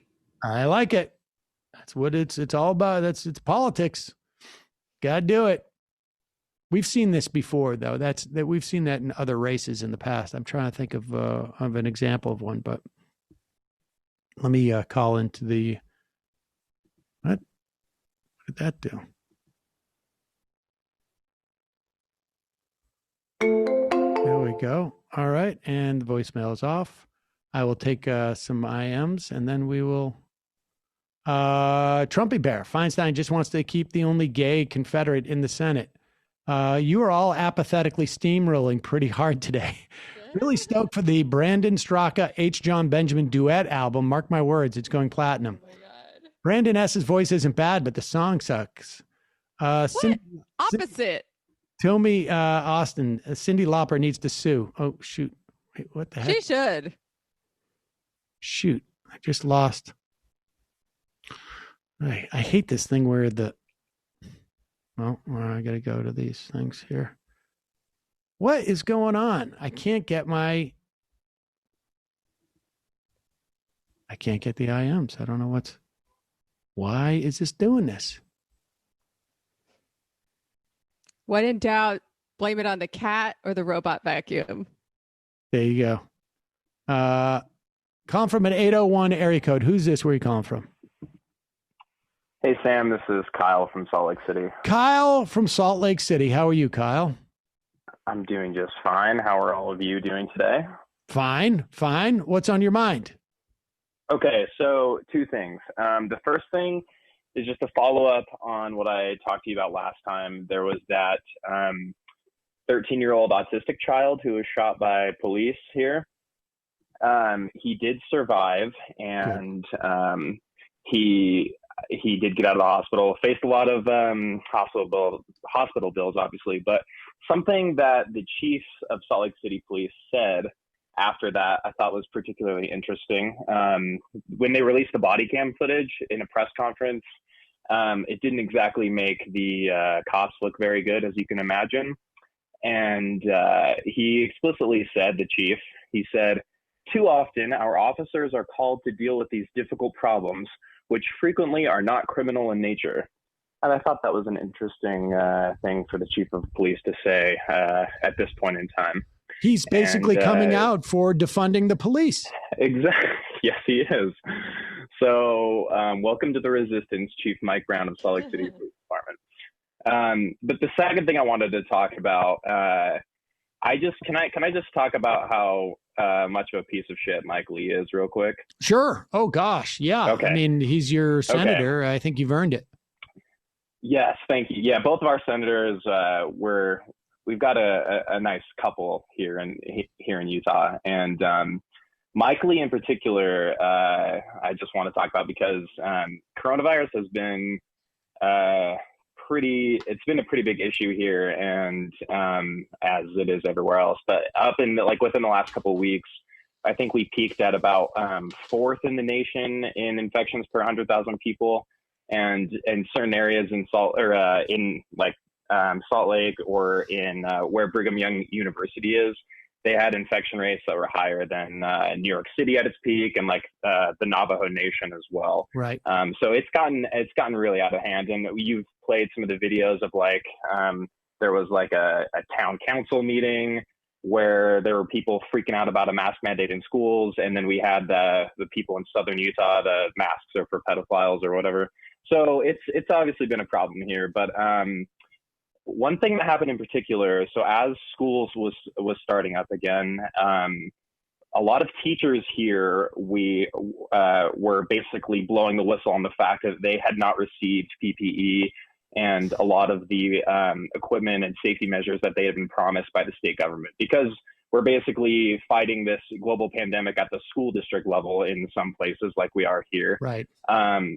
Depending on who is in charge of the school district, we had teachers getting reprimanded for speaking out against the district, and a lot of them were making burner social media accounts and posting online of what they received. One teacher posted a safety package that she received, which contains some Lysol wipes and some cough drops, and that was about it.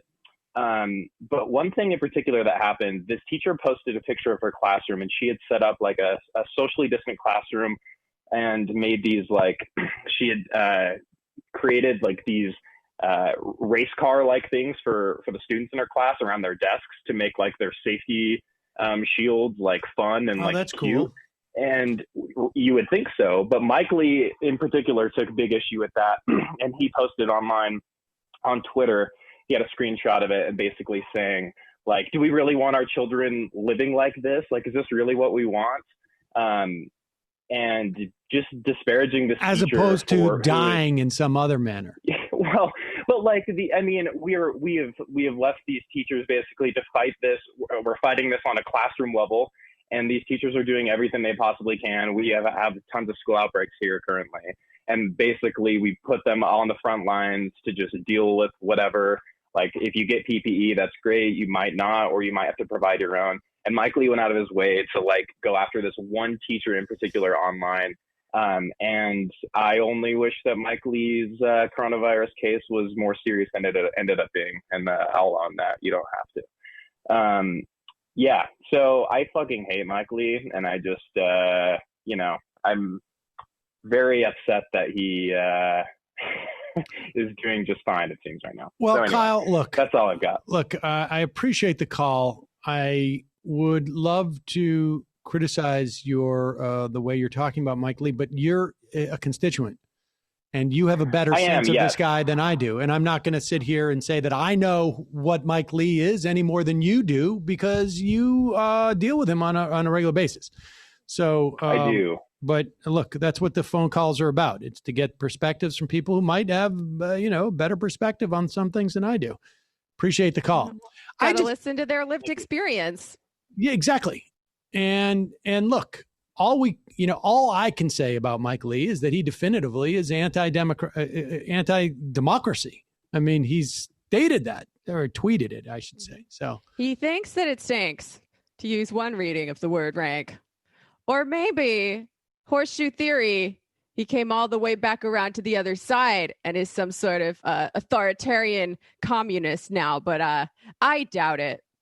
Yeah, I mean, I guess time will tell. We did use it, though, as a fun segue from talking about current events to talking about some more obscure sects of Bordigist left communism on the Intifada. It could be. Mike Lee could be there. I imagine Mike Lee would be very impressed that he was mentioned on the last show that he thought he would get mentioned on in a potentially friendly manner. Here is caller from 205 area code. 205 area code. Where are you calling from? Tom from Alabama. Tom from Alabama. What is on your mind, Tom? First off, you guys are like one of the best political leaning shows. I'm so happy I found you guys like a year or two ago. I was working overnight and I listened to you guys' show like basically every day. Well, Tom, you are one of the best callers from Alabama who does an overnight. Well, I'm actually unemployed right now, so I have even more time to listen to you guys. But do you mind if we maybe delve into like a show meta discussion instead of the typical political discourse? Sure. Go ahead. So, I've actually, to be honest, I've been watching David Pakman a lot more, and it's really unfortunate. I don't really care for him. He just goes live more. He covers a lot of live political things like the Amy Coney Barrett hearings and everything. Yeah, Tom. You guys. I got to tell you, stock as the best caller from Alabama doing overnights is it's on shaky ground. I can tell you that right now.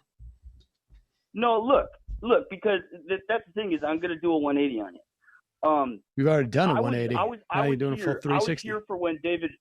I was here for when, or a 360. That's probably what I'm going to say. Sorry, I apologize. That's all right. Whatever. You guys are the smart ones. I was Certainly here not when David Pakman. I was here when David Pakman took your background, and throughout that whole fiasco, which he clearly did, just take your background, just totally take the whole idea, the look, the everything. Totally. His only rebuke was, well, look, mine's totally different. It has a television. And that's just like the biggest load of BS I've ever heard. Has a television? You want to see a television? Yeah. Yeah. All right. Yeah. Well, look, I'm talking wait a second. on the phone. Hold on. Oh, you can't see it? All right, wait a second. Oh, wait a No. second. Here we go. Here. Look at that. Television right there. Just off camera. Got a little plastic there. Exactly. Television. So yeah, he's like the not even toasted toast of the left, and here I am tuning into him because he's live. Sam, we want to see you. We want to see you at the kitchen table. Turn on the camera at night. So come talk to us. I'll send you a super chat. I will try and do. I'm with my kids more than half the time, and let me tell you what let me tell you what today is going to be like for me. All right.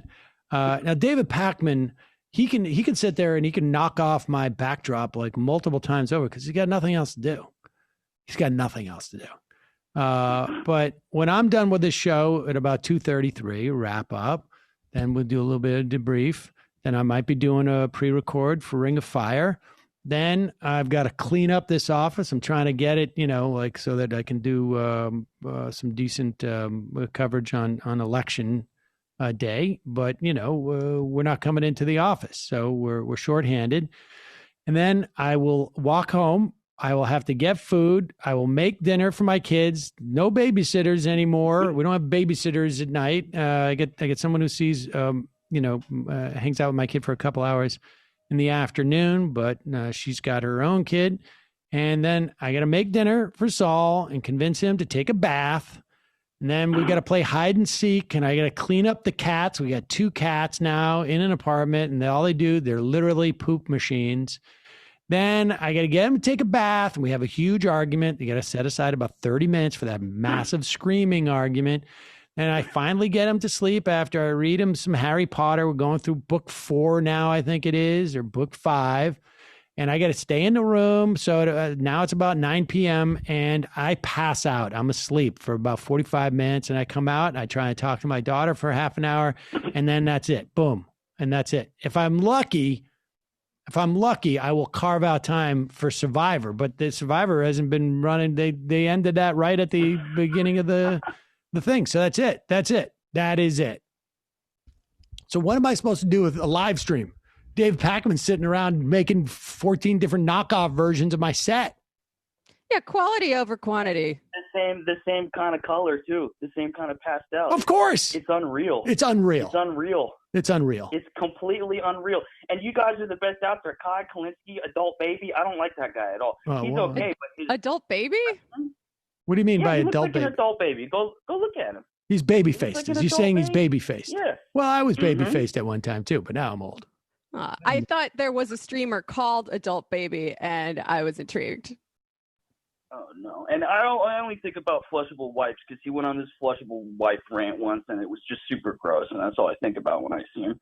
And I don't know, he's just kind of late. He doesn't really do live streams. You guys are just the best, and I need to see more of it. All right. Well, we'll work on it. We'll work on it. If you want more content from the MR crew, you can watch The Antifada, you can watch TMBS, or you can listen to Literary Hangover.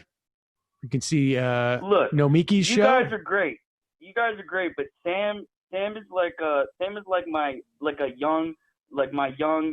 dad who's young and super cool, and he knows a bunch of stuff. Like Sam and David Feldman, for example, they all know so much about the history of the United States, and I'm sure you guys too. But it's like, he's like my dad. We literally have a series called History is a Weapon with your other dad, Sean KB. You're back up to the top caller for the overnights in Alabama. Appreciate the call, man. Well, look, I appreciate you guys too. Bye-bye. You're going to be holding on to that one for a while, aren't you? I already framed it. Buy my oil paintings. One very good example of a news story I heard about first on the AM Quickie concerned the viability of compact nuclear fusion reactor being developed by researchers at MIT. If best case timetable it's going to be online in 10 years. This could be a significant game changer in respect to providing the necessary energy to fuel the people's revolution, making it viable until we harness the energy of dilithium crystals, and then make it permanent. Zach from Sounds interesting. That laptop story isn't real. Hunter could have traded that for a fat 30 rock. Matt. Hi, Sam. Today is my 30th birthday. Can I get a shofar? You sure can.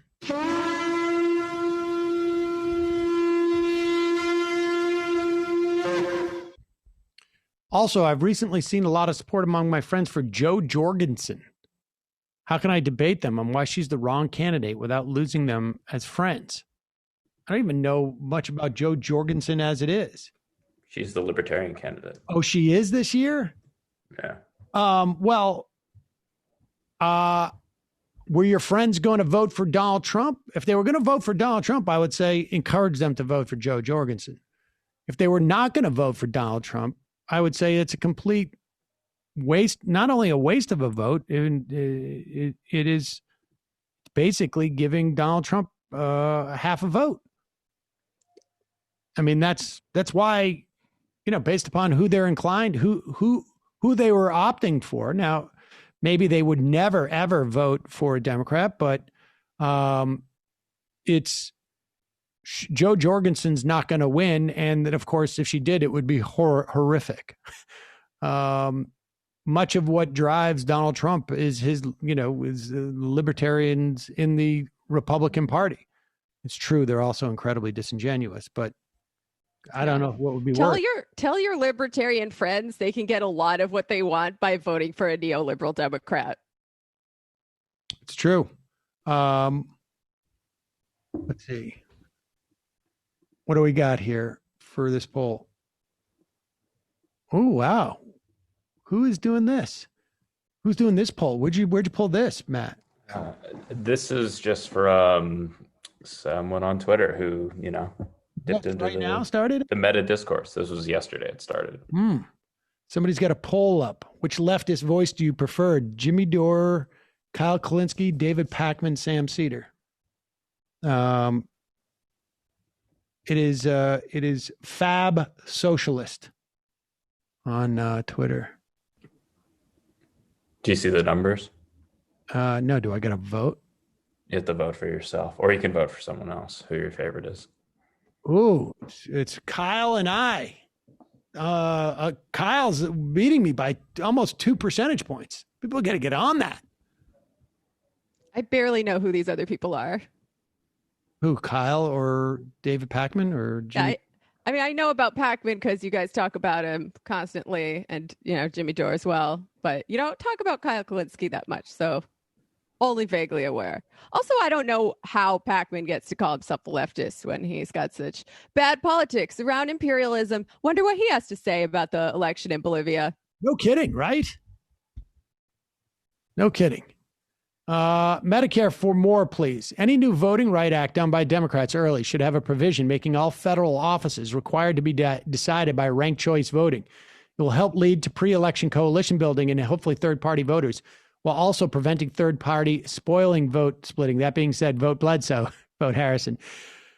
Massachusetts, if I'm not mistaken, has a referendum for ranked choice voting. And I think there may be one other place, too, in the state. We need to start to collect a bunch of referendums that are important.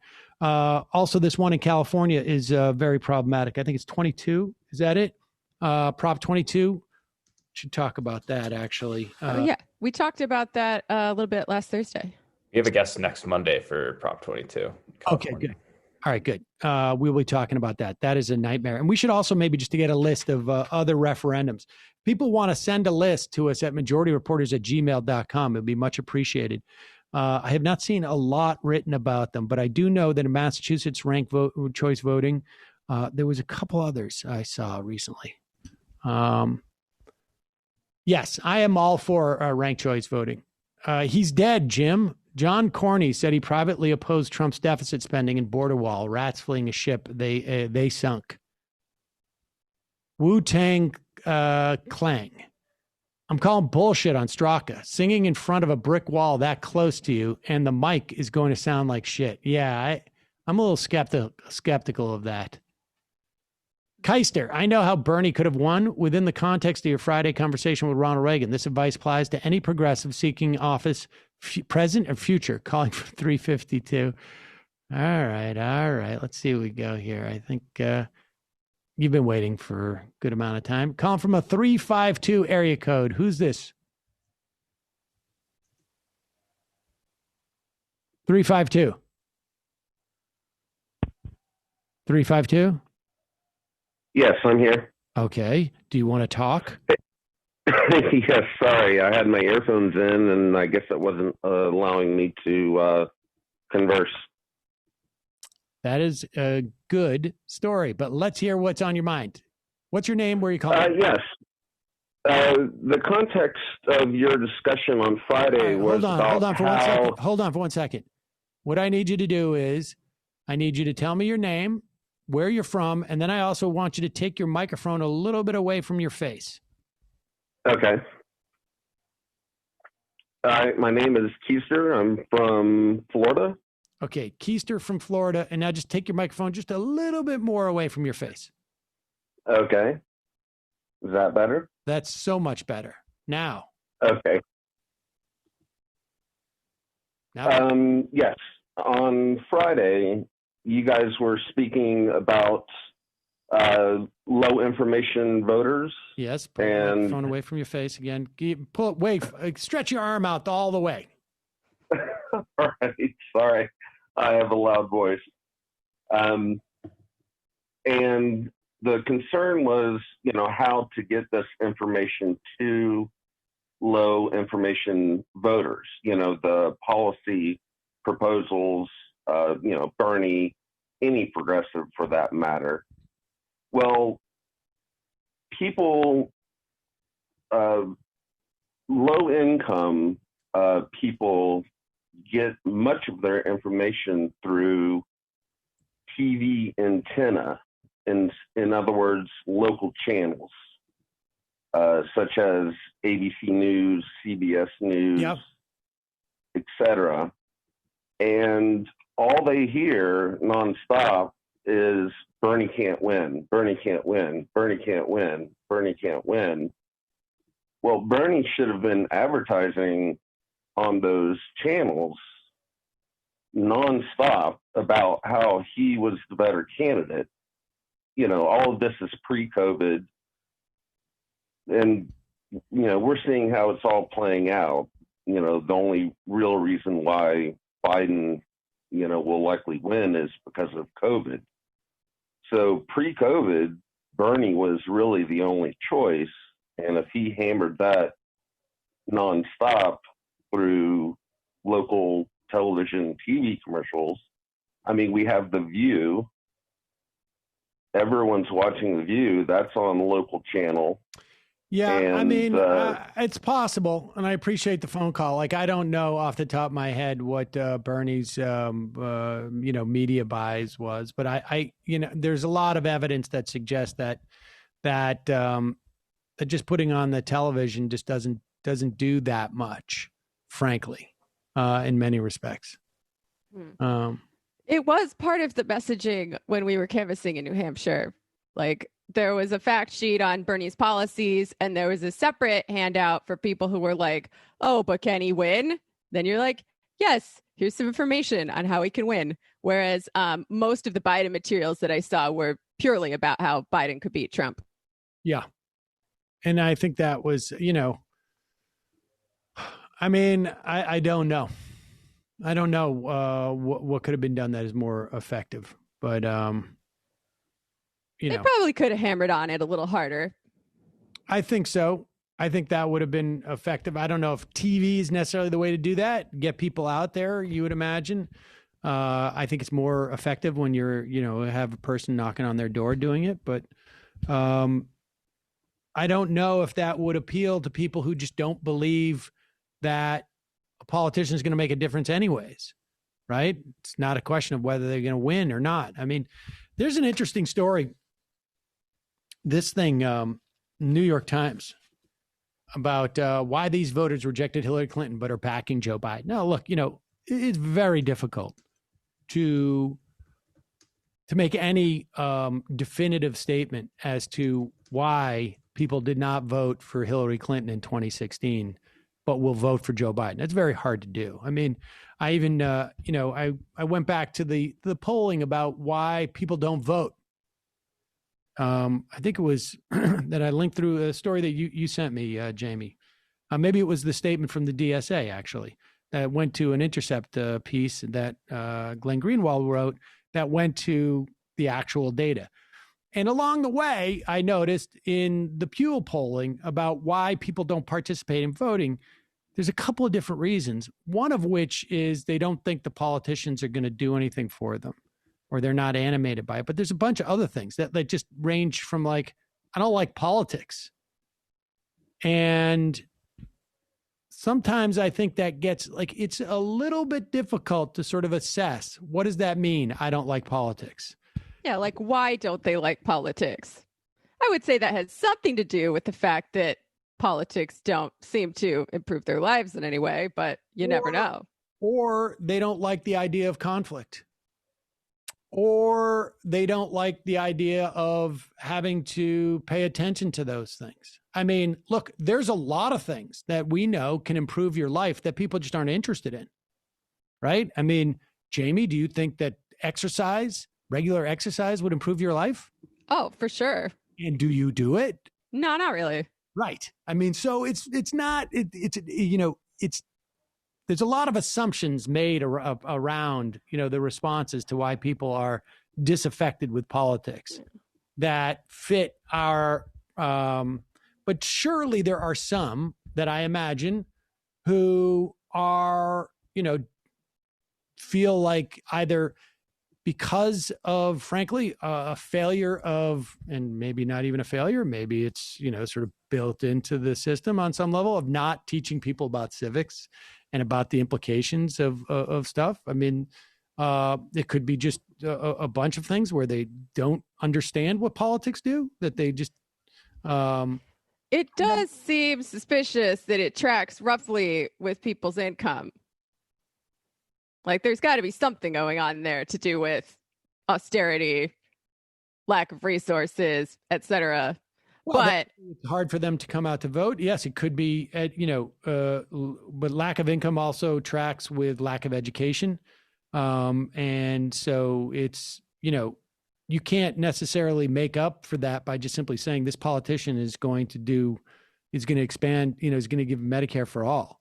I mean, Yeah, I think that the austerity and the poverty has a lot to do with people thinking that politics aren't going to improve their lives. But I don't think you can just put Medicare for all in a platform and undo that, right? Because they've heard it all before, and like you got to see it to believe it with some of this stuff. There's no doubt that if you have stuff, you become far more invested in keeping that stuff than if you don't have stuff, right? I mean, I think that is without a doubt. I mean, I think that is hard to refute. If your life is miserable and you get signs all around you that your life is devalued, it's going to impact the way that you relate to society and to other people. I mean, there's no doubt. I'm just saying it's hard to sort of draw a one-to-one sort of, like, I don't know what the fix for that is. I don't think the fix for that is necessarily somebody giving material benefits. Here is examples of people who didn't vote for Hillary Clinton in 2016. This story from the New York Times entitled "Why These Voters Rejected Hillary Clinton But Are Backing Joe Biden." Again, anecdotes. I don't know what you can take from this. One is a Latina college student in Las Vegas. 4 years ago, she said that she viewed Hillary Clinton as part of a corrupt political establishment. Flowers Forever, a black transgender music producer in Milwaukee, said she thought Clinton wouldn't change anything for the better. Thomas Moline, a white retired garbage man in Minneapolis, said he simply hadn't trusted her. None of them voted for Mrs. Clinton. All of them plan to vote for Joe Biden. Now, the one thing that is, definitively clear, there was a 30-year campaign to demonize Hillary Clinton. You can say it was totally justified or totally unjustified. I don't think there is another living politician. There is no other example of that. There is no other example of someone who has been in political life, well, now 40 years, but at the time, 35, who there was basically political operatives who made an entire career out of basically demonizing Hillary Clinton. Mm-hmm. There is no other politician that exists out there like that. I mean, I can't even for a moment think about who it could be. They tried to make up for lost time with Bernie, but you can only do so much in a few years. Not even remotely close. I mean, prior to 2016, nobody knew who Bernie Sanders was. Nobody. No, I know. I'm saying they were making up for lost time. Yeah, but they still couldn't. I mean, they wasn't even close. This guy says Moline, the garbage man, retired garbage man, as they call him, says, I knew early on that Trump definitely wasn't the guy for me, said Moline, an independent. But when it came to Clinton, quote, I guess I had a bad taste in my mouth from her husband's 8 years in office. I guess, I mean, it's not completely unfair. I mean, Hillary Clinton was considered the first lady to be a partner in the White House in some respects. She certainly had a bigger role in the Clinton administration than prior first ladies did, at least from the perspective of the public. So you can, I think it is fair to say, like, what happened during Bill Clinton's administration could be a predictor of what could happen in a Hillary Clinton administration. But the idea that he frames it in terms of her husband's 8 years in office is like, I don't know. And he goes on to say, I identify more with Biden, whether that's being a male chauvinist or whatever you want to call me. And it could very well be. I think, like, I don't know. I think to a certain extent, it is a certain chauvinism, right? I mean, people identify with people that are more similar to them. I think that everybody does that on some level, because they perceive this politician is going to have a better sense of what they're up to. I mean, we make that case, we made that case with Bernie Sanders, right? He's a more regular guy than Donald Trump, let's say, in terms of, like, the way he lives his life.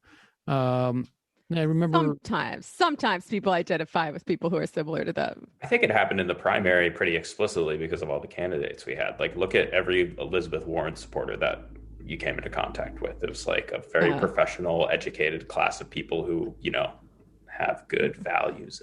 I think leftists do it less, right? Like millennials didn't identify with Bernie Sanders because he necessarily shared our experience. Well, but a lot of people did say that he shared their experience and that he got out of school, didn't have a job, was like kind of aimless for a number of years, and then found himself in politics. All right, well, fair enough. But I feel like the main reason why people liked him and still like him was because of the policies. But it is true of most politicians and most people. Yeah, I think broadly speaking, even outside of politics. But part of the problem is that you don't hear this from women as much, right? Like if women could only vote for people that they identify with, it would have been a real problem for the vast majority of elections that are taking place in this country, right? Women, black people, pretty much everyone who's not a white man. Exactly. Now, I don't know what really to call this, that dynamic.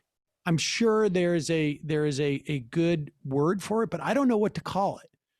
It is a chauvinism, but it is convenient that chauvinism, society has been structured in such a way for so long that chauvinism gets fulfilled in a way that it doesn't get fulfilled for anybody but white men. There's research into film habits that show that white people won't watch a film where it's like all black people are all Latinos because they assume it's not made like for them, whatever that means. Whereas like no other ethnicities do that. Right, because they've had to deal with that. There's like that was the choice for a long time. Either this movie full of white guys with a white lead, or no movie, or I get to watch. There's 3 movies for me. And this is, again, it's like, at least the guy has the sensitivity to realize like whether that's being a male chauvinist or not. I mean, on some level it is, because it's an opportunity that white guys have that mostly everybody else doesn't have. That's changing. It's changing slowly, but you still have generations of like sort of built-in, predispositions that people aren't even aware of, I think, in many respects. The piece goes on to say that Biden leads in many public polls with a margin that's bigger than Clinton. In private polling and focus groups, voters express more positive views of Mr. Biden than Mrs. Clinton, though they know far less about his decades in political office. This is according to a strategist with both campaigns. Now, sometimes it's very helpful to have to be low key, and because familiarity breeds contempt. But there was also, I think, not enough people. Joe Biden never had a cottage industry that was attacking him. Aaron Stearns, Democratic chairman of the Warren County in northwestern Pennsylvania. It's just a lot easier with Joe Biden because he's a guy and he's an old white guy. I hate saying that, but that's the truth. Look, white guys are used to voting for white guys. White women are used to voting for white guys. Black women are used to voting for white guys. Black guys are used to voting for white guys. Latino guys are used to voting for white guys. That is a structural advantage you have as a white guy, because for many years, those people couldn't vote that I just listed. And to the extent that they couldn't vote, for even more years, there was no one who met that profile who was running more often than not in elections. And they certainly didn't have the resources that the white guys had to get their name out there. Sarah Brown, 27, of Rhinelander, Wisconsin, regrets her 2016 vote for Mr. Trump, plans to vote for Mr. Biden. I didn't like Hillary. I felt that she was a fraud, basically lying and conniving. I'm not a super big fan of Biden, but the two options, I guess it's the lesser evil. Well, good for her. I mean, the reality is that there's no reason to think that Joe Biden is any more or less conniving or lying than Hillary Clinton was, right? I mean, it may have been easy. I mean, this is a guy who was sort of a serial plagiarizer. Yeah, he's lied about all kinds of stuff. It just doesn't stick because the media doesn't cover it. Exactly. Well, and to the extent that they do cover it, it's just, I think there is a way where, you know, the lying female politicians are immediately more suspicious. Like, why are they doing that? Amongst women, amongst men, I think just in general. Biden leads Trump among 49 to 19% among likely voters who backed third-party candidates in 2016. So I'm sorry, Jimmy Dore, but you failed. Among registered voters who sat out the 2016 election, Mr. Biden leads by 9 percentage points. Polls found. Internal polling conducted for the Bernie Sanders campaign found that Mr. Biden had a reservoir of goodwill that Mrs. Clinton did not possess. That is interesting. They were aware. One of Sanders' pollsters said it was hard to hit. He was a hard guy to hit. There's not a lot of passion for him, but they like him. Clinton has appeared in more Republican ads attacking down-ballot Democratic candidates this year than Joe Biden has. That's unbelievable. That's crazy. That's Bruce Orr. That's unbelievable.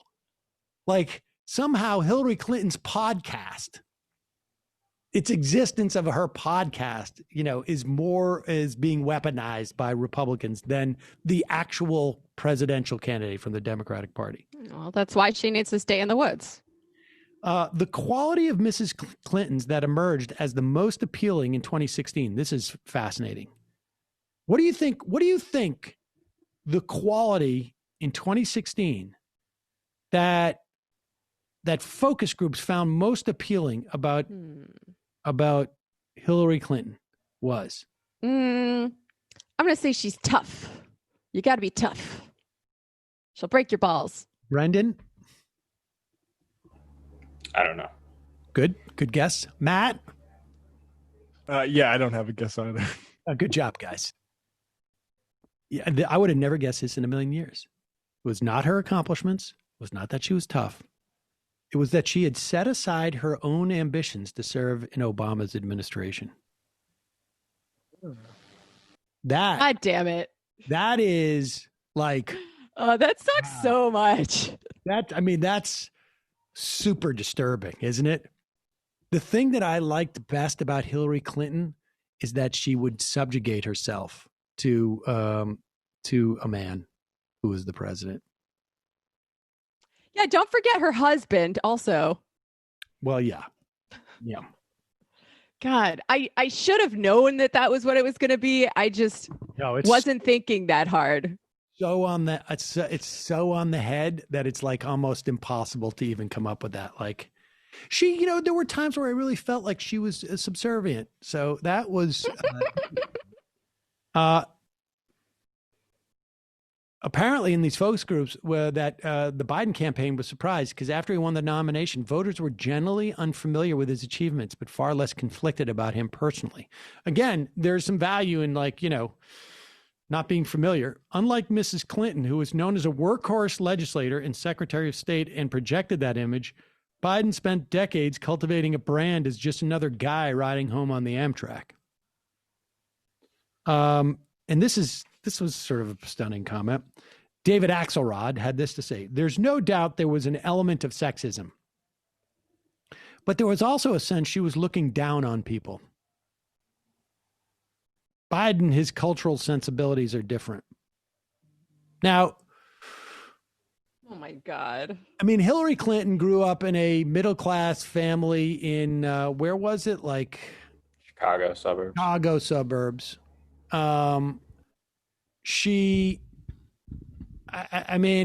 You know, her policies were far more, you know, like I just remember Joe Biden saying, like, don't vote for me. Like literally like 20 times. I feel like we had videos where he's just yelling at people, like, don't vote for me, man. Or like, here, come here. Let me touch you while I tell you bye-bye.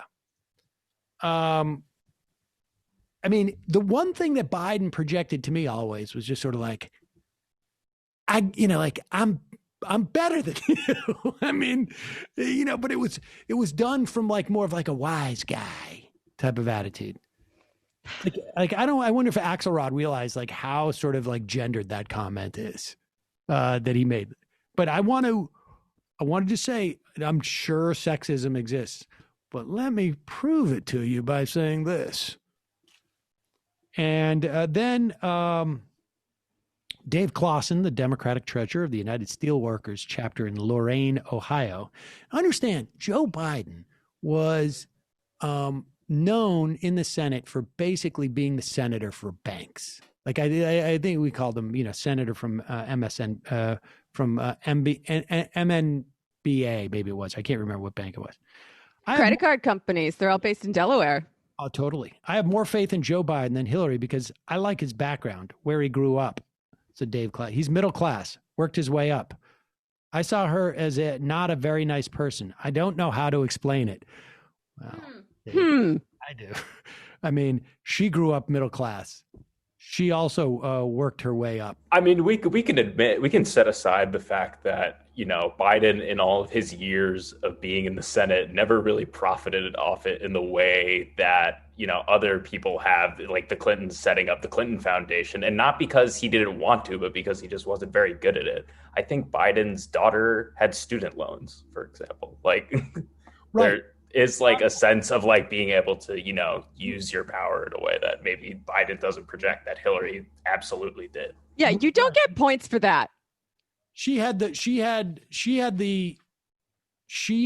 the advantage and then ultimately the political liability of being an ex-president, first lady. But yes. And then listen to this, Mr. Melody, who this is a different guy from South Euclid, Ohio. Quote, I thought the girl just wanted the job because she wanted to be boss. That's all. Biden's a regular guy. Oh my God. Melody voted for Jill Stein. I mean, to go from Jill Stein, like obviously like, it's not a policy thing, right? It's just like, she's really uppity and she could win. And I don't want her to be boss, that girl. That girl, I think, is about, maybe what? I don't know, 5 years younger than this guy. You know what makes Biden a regular guy? First off, he's a guy. Then he's regular. He's white, don't forget. It also goes to show how dumb Trump is for highlighting how bad of a student Joe was. Like, speaking of relatability, like, don't use the word smart in front of me, Joe. Yep. I mean, to be fair, I use guy as gender neutral term, but in focus groups, black voters who sat out 2016 said they hadn't believed that Mrs. Clinton would tangibly improve their lives. So there you go. And I think that has been established. Who was it that wrote that piece? Malika Jabali? Yep. Yeah. Okay. Yeah. Jabali wrote that piece in, was that in Current Affairs or did she write it for Current Affairs? I think. Yeah. She's done a bunch of reporting on the subject in Milwaukee, in particular, So in focus group, black voters who sat out 2016 said they hadn't believed that Mrs. Clinton would tangibly improve their lives, said Adrian Shropshire, the executive director of Black Peace PAC, a super PAC that aims to energize black voters. With Biden, their assumption is he will mitigate their pain and suffering. Now, Trump may have like focused the mind as to, what can go on. And I think that there is, to be fair, we talked about the idea that people liked Hillary Clinton having subordinated herself to Bill Clinton, to Barack Obama. I do think that there is something to, I've heard the theory that for black voters, one of the things they respected is, here's Joe Biden. the most public display in the history of the country of a white guy who's been there for, like he was in the Senate for whatever, 30 years, ran for office multiple times, who was willing to have a black man be his boss. And I think that there is, I think that I don't want to overstate what the importance of that could be for black voters, but I don't think it hurts Joe Biden, let's put it that way, to, have shown that level. But of course, Hillary Clinton did too, and that didn't help with Hillary Clinton. He was also, an instrumental part of mass incarceration. I don't know if they asked people about that, though. Biden, right. I mean, he had no more or less, part in that in 94 than Clinton, I should say. But I guess maybe on some level, it's like, he gets more value out of it than Clinton does. But Democrats say Mr. Biden doesn't provoke the same level of antipathy in rural areas where vandalism of Miss Clinton's yard signs was rampant 4 years ago. I mean, she's from Arkansas too. Like, it's not like, but in the last election, I didn't see things as being as dire as I do in this election. I didn't think Donald Trump could win, said Nikki Baker, a Minneapolis waitress who voted for Ms. Stein in 2016. When Angela Davis and Noam Chomsky are saying you have to vote for Biden, then I have to vote for Joe Biden. I mean, that cohort, I think, is, is the cohort that we deal with on some level. That last person right there, where there was a lot of like confidence, that Clinton was going to win anyways or whatnot, and not that crucial to vote. And people would downplay, like, there's no difference between Hillary Clinton and Donald Trump. Or so what if, Peter Thiel gets to be sitting on the Supreme Court? The Supreme Court doesn't make a difference. I think people have sort of wised up to that sort of dynamic now. So, yeah, well, this is where we see some overlap in between the two groups of voters that we've been discussing, right? The left-leaning informed voters who would like to see more progressive policies from the person before they vote for them, and, poor and disaffected voters. There is overlap between those two. Overlap in terms of what they do. In terms of who they are. Right. But I mean, those are two different reasons for, when you're voting specifically to send a message, right? I'm going to vote for Jill Stein, let's say. Like those two people are, I think those are two different types of people. I'm saying there's a bit of overlap between the two. And I think that's one thing that Brianna was getting frustrated about. People pretending like there are no poor, Black, disaffected voters who would probably be more likely to vote for Joe Biden if he were offering them a little bit more. Like, she knows people like this. She has family members like this. So I think that's why she was getting a little pissed off. She has family members who never vote. And or who don't usually, or who didn't vote in 2016. Who didn't vote in 2016 because which one is it? Which cohort is it? Those are two distinct cohorts, it seems to me. The one who's sitting there listening to Chomsky and Angela Davis and voting for Biden because last time she didn't think it was relevant. And so she voted for Jill Stein. That's different from the people who think politics don't make a difference. I mean, why would you vote for Jill Stein if you don't think politics make a difference? Why would you vote at all? All right, to send a message, I guess. Like, there are definitely people, like those things are not as far apart as you're making them out to be. Like, probably it's not everyone, but there are definitely people who are sick of being poor. A lot of them are young. And on the one hand, they don't think that politics have made much of a difference in their life. And in addition to that, they would like to see more progressive policies that would make a difference in their lives. Like, there's a bridge between those. Shifting it a little bit. Yeah. That politics don't make a difference in our life, or that politics haven't and they could. Yeah, the second. Okay, those are two different things, right? I mean, I think there are people who are like, it doesn't matter who I vote for. And then there are people who think it does matter who I vote for. That's why I vote for Jill Stein. So I can send a message, because politics do work. They're just not working for me. Well, so I'm going to send a message. I don't think the people who vote for Jill Stein think it matters all that much. Really? I mean, I voted for Jill Stein. I don't think it matters that much that I did that. You don't think politics matter? I don't think it matters that I voted for Jill Stein. I don't think that was a terribly meaningful act on my part. No.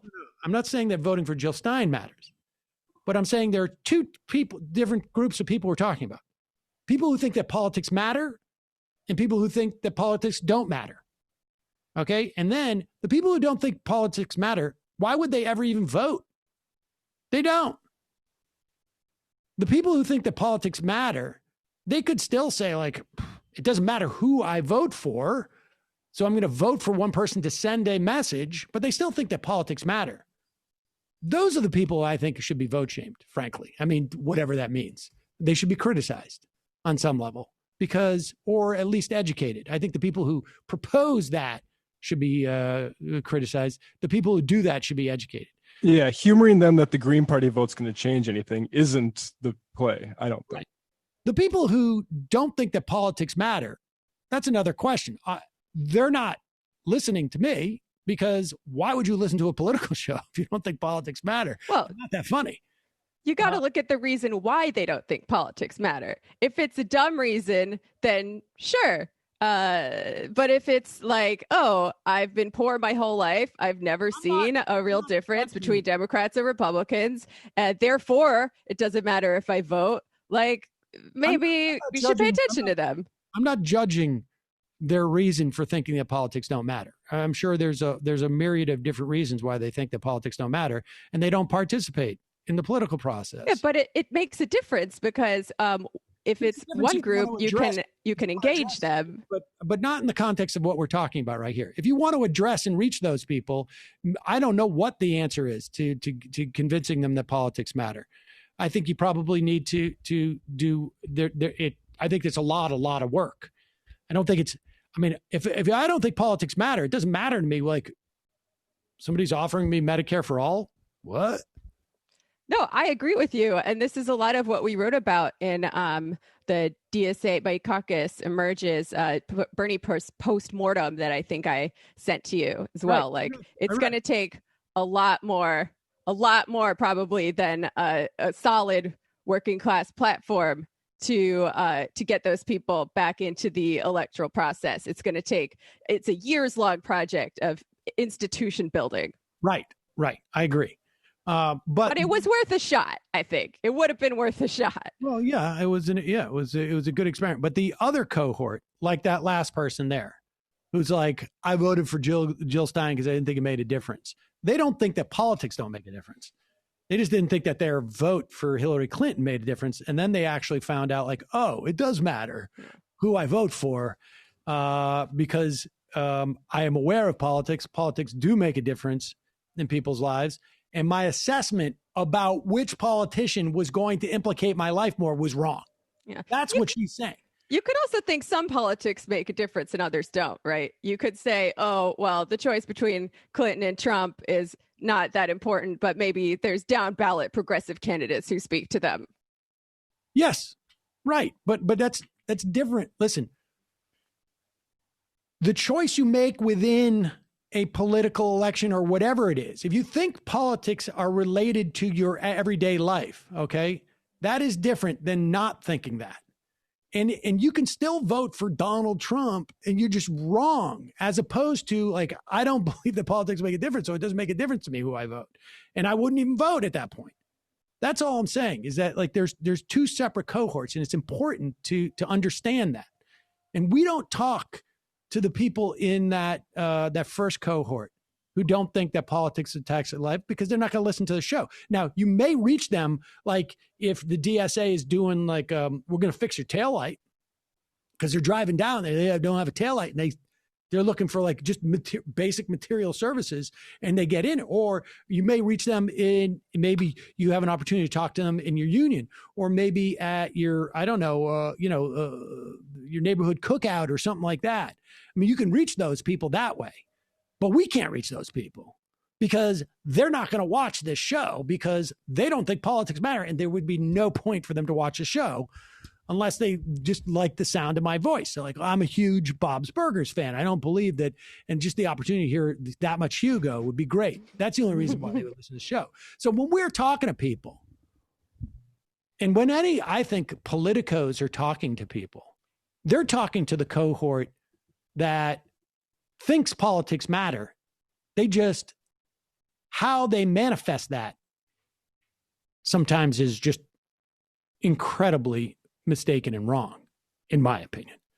Right? Like, and that doesn't even include, I'm not even narrowing, like, electoral politics don't matter. I'm not even like, they think that politics relate to their lives, even if they think that electoral politics doesn't matter. I think they're wrong, but they still think that politics matter because they're like, I understand that government, does something. Someone sneezes here and 200,000 people don't get food stamps. I mean, that's basically what happens. Yeah. Yeah, I see what you're saying. I think the line is a little blurrier than you're making it out to be, just because people are bundles of contradictions in their political behavior and everywhere else. But I see what you're saying. Let's see here. Do we have anything? Do we leave anything on the table? As it were. We did the Jamie Harrison thing. Oh, here we go. Here is, this is a Michigan Senate candidate running against Rogers, right? In Peters. Oh, excuse me. Peter is his name? Gary Peters. I get Gary Peters, Gary Rogers. Okay. So he's John James. It's a real array of great Gary Peters and versus John James.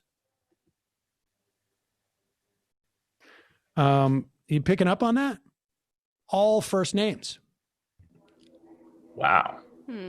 All right. I guess I'm the only one who picked up on that. Here is, he wants to make the Affordable Care Act affordable through competition. This is an interesting, let's play this clip and then we'll address it. I think you have talked about and run so many ads talking about wanting to protect people who have pre-existing conditions, and yet you have supported the repeal of the Affordable Care Act, better known to many as Obamacare. And I think a lot of people have come to understand that those repeal are the same. And what, Devin? Repeal and what? Well, repeal and well, that's what I'm going to ask you. Repeal, but what will you replace it with? Republicans have had about 10 years to show us a new health care plan to replace it with. The president has promised one time and time again. It hasn't come. And I don't see a full health care plan on your website. What do you want to replace it with?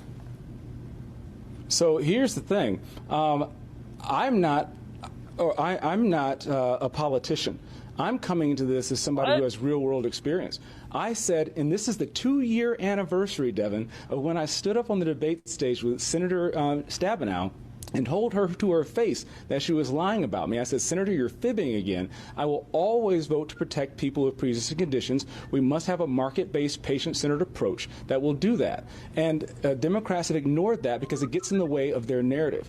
I believe that creating a system where we make the Affordable Care Act actually affordable by allowing competition through tax, tort, and regulatory reform, expanding risk pools across state lines, allowing associations so that people can have more choice. Senator Peters is on a gold-plated, taxpayer-funded plan that we don't have access to, but he gets to benefit. It has different limitations. Deductibles are such that people are rationing their care and putting.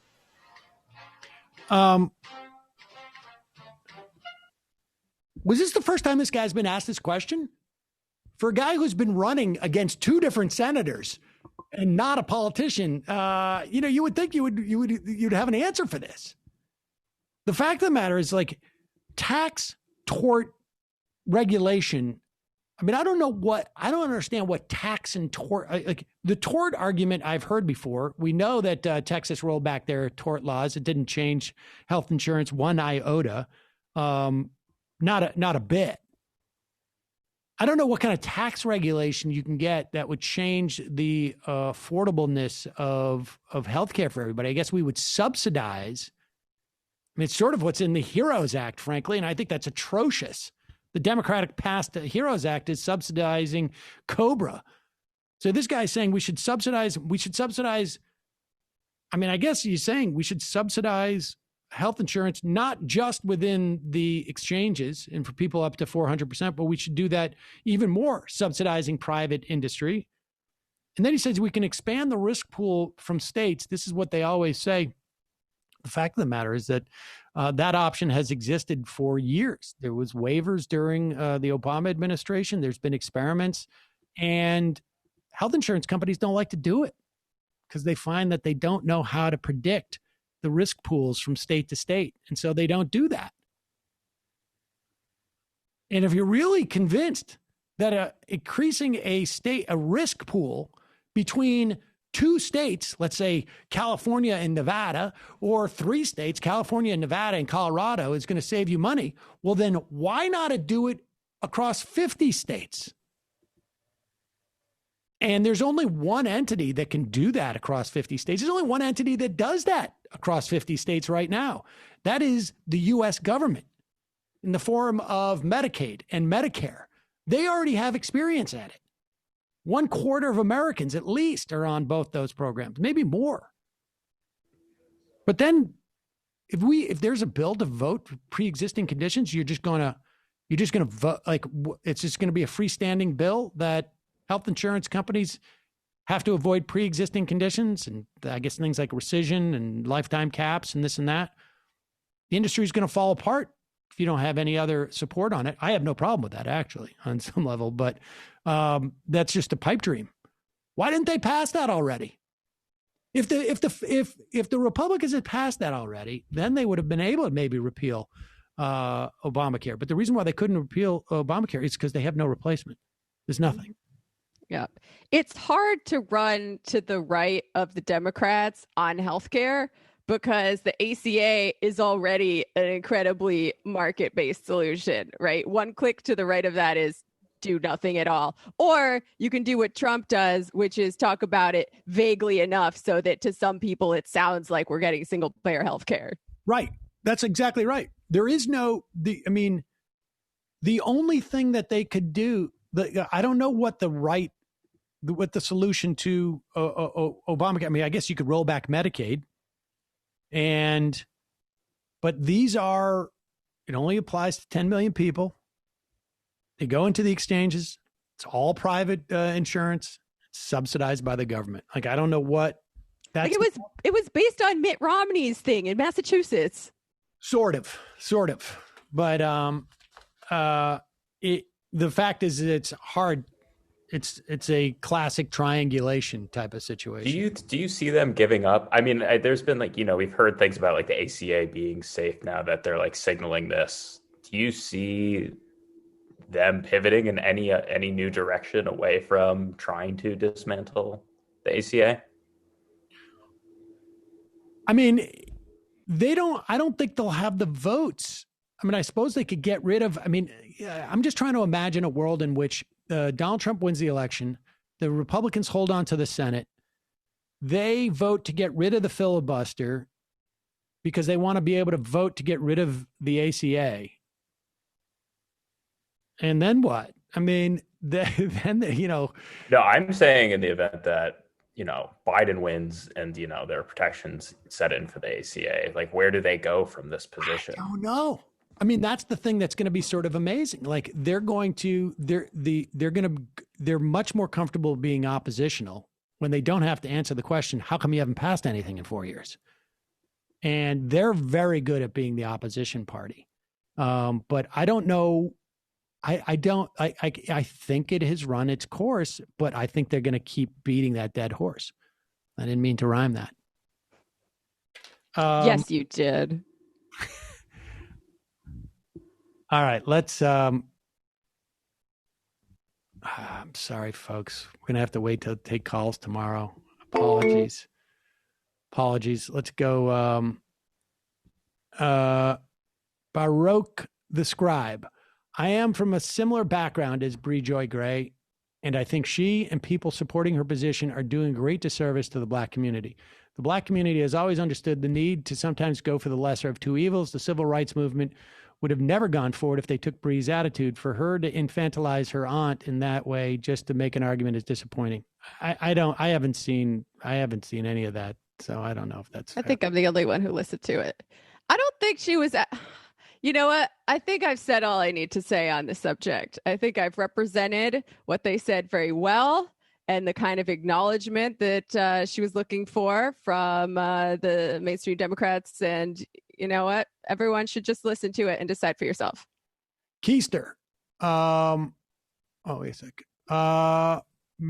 Mars in from Chicago. According to NBC, almost 2.5 million mail-in ballots returned and submitted in Florida. It's up 126% from this time in 2016. I would take all of these numbers with a huge grain of salt.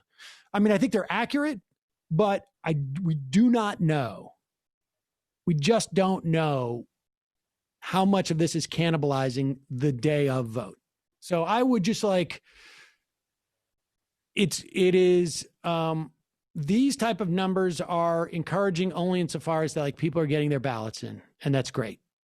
But I wouldn't go around saying this means anything too special. Simple Socialist. Sam is just too old for this rock and roll podcaster lifestyle. It's so true. So true. It's true. When you guys all get older, you're going to realize the limitations on your ability to do stuff. Go easy on him, guys. Just look at his hair, right? Thank you. What are you talking about? You've got a lot of hair. I think they're just talking about the gray. Thank you, Sam. I appreciate you being intellectually honest and calling it a half a vote for Trump. I keep trying to tell people, if you're going to condescend to me, at least be mathematically correct on your disingenuous vote shame. Thank you. You're welcome. It is mathematically correct. Country Mouse. I mean, I don't know why I like that concept of vote shame. People what do you call it? Ronald Reagan brought up the point, if you were even slightly sympathetic to Elizabeth Warren, people would shame you. I mean, and the other point is all Green Party voters blame people who vote lesser of two evils for all the problems. For instance, the party going to the right, which of course is ludicrous. But yeah, we've said all this before. But it's also not a good way to get people to vote how you want them to. I agree with that, and that's why I never do it personally. The claim, the shaming, just the idea of vote shame. It's just I don't know. It's just a sort of a personal aggrievement. I'm not I'm not. It's not a moral argument as much as it is a logical fallacy. You think this is going to make a difference. There's no evidence. You're just wasting your vote. I think that people should just be, to the extent that I'm shaming anybody, it's just from being disingenuous in their approach. Country Mouse Tech. Sam, as a dad, I can completely commiserate with the constraints of time flexibility. Yeah, it's nuts. Fabucat, Sam, Jamie, Matt, please post cat videos and pictures on your website. I know former homeless family that's making rent in LA through cat videos and pictures. What? Jonathan Armistead, Sam, did you get a chance to watch Aaron Sorkin's The Trial of Chicago 7 on Netflix? I can tell you, I will not be watching Aaron Sorkin's anything on anywhere. It dropped this weekend. In typical Sorkin fashion, he shortchanges real progressives by whitewashing the movement, including deleting some great moments with my hero, Bobby Seale, but it includes a fascinating debate between Hayden and Hoffman about the future of progressives and how to win elections that could be relevant. Didn't you say you met Abby in college? I did. He was from Worcester, and he knew my parents were sort of, buddies with him in Worcester, and I met him in college. As a member of student government, I was part of the greeting committee and hung out with him a little bit. It was a little bit sad. Mad Alice, my daughter bought a Quip because of you, Sam. Say it's the best and no cavities. Left is best. My ex just did too. Bought a Quip. TMBS is my jam. Sam, your kids need a pet rabbit. Adopt, don't shop. I got news for you. Not going to happen. No, thank you. I don't need any more animals in my apartment. Have you heard about the police running down someone on a moped in Providence, Rhode Island last night? The moped rider has suffered severe injuries. Eesh. No, I didn't. Will, I noticed the We Want Work sign in the Straka video is from the government shutdown, not COVID. It's a federal employee. The sign says AFGE, American Federation of Government Employees. I noticed. Oh, my gosh. So many owns. Rabbit from Boston. On the Massachusetts ballot, ranked choice voting, question number 2. All right, we're going to do 3 more here. Robert TV, say cytokine. Oh, somebody went back and watched some. I think that's the cytokine storm. Henry from Nebraska. Nebraska is voting on gambling. The Democratic Party here officially supports it. I'm curious on your opinion of legalization. I'm not a big fan of that gambling unless it maybe. I mean, it sort of depends on how much how much is kicked back to the community. I think if it's on tribal land, I think they have sovereignty and they can choose what they want to do. I think many times it ends up creating a lot of really crappy jobs and not being as helpful as it supposedly will be. But I think it's conceivable. It's conceivable to me that you could put restrictions and parameters and such that it could be, money could be kicked back to the community and they could create jobs. I don't know. I mean, I guess let me put it this way. I don't have any particular take on gambling any more than I do like Foxconn. Let's put it that way. You do love Las Vegas, though. That's the thing. Is that like I like to go to a casino, but I'm not sure. I don't think I would have a problem if there was one located near here, but I might. Serious Sam just ordered for the first time from Sunset Lake CBD using my Left is Best promo code. Can't wait for my legal blunts with hemp wraps to arrive and smoke them with my illegally filled blunts simultaneously. You will not be upset. You will not be disappointed. Mo, God, the sexism in the anecdotes is awful. We cannot like Hillary, but let's make sure it's for the right reasons. Indeed. Champagne Communist. I'm wearing my Left is Best shirt today at work, and I'm telling everyone who asks what it means to listen to your show and vote for Joe Biden because of how cool his son is. Can I get a W in the chat, Kings? He is pretty cool. And 4 more. Dr. Eric from Boston. Cloth masks are proven to benefit. They are not only reduce transmission acquisition, but they reduce size of viral inocula, major detriment of clinical severity for those who do catch it, increasing the likelihood of asymptomatic carriership or less severe infection. This is both empirically demonstrable and scientifically explainable. I would suggest people read about COVID variolation. Yes, I think I made that clear, right? Like that it decreases the load that you get. It can't necessarily protect you completely, but it decreases the load. But I will read that. But I would also suggest that very few people are going to read COVID variolation. The viral load impacts like how bad you get it, like literally how much of the stuff. It's not binary. Benny B, what is your audio chain? I will literally send you equipment and do remote troubleshooting to help you with your clipping issues. The crackling when callers calls in. This is my email. What is my audio chain? Oh boy. All right. It is. All right. I love it. Like when people are like, what is your tech situation? It's like, I don't know. What's the tech situation of your kids when they are in Zoom class at school? Boom. And the final IM of the day.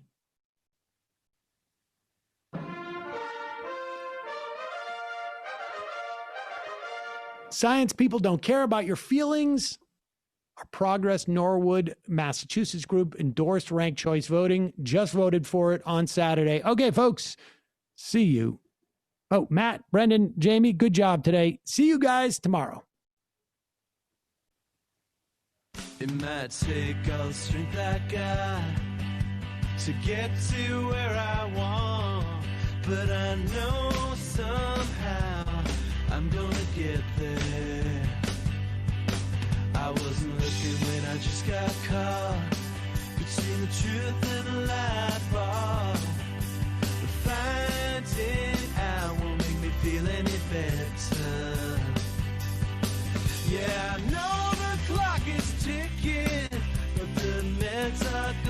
kicking, and my pilot light shining bright. I get somewhere the choice is made, for the option where you don't get paid.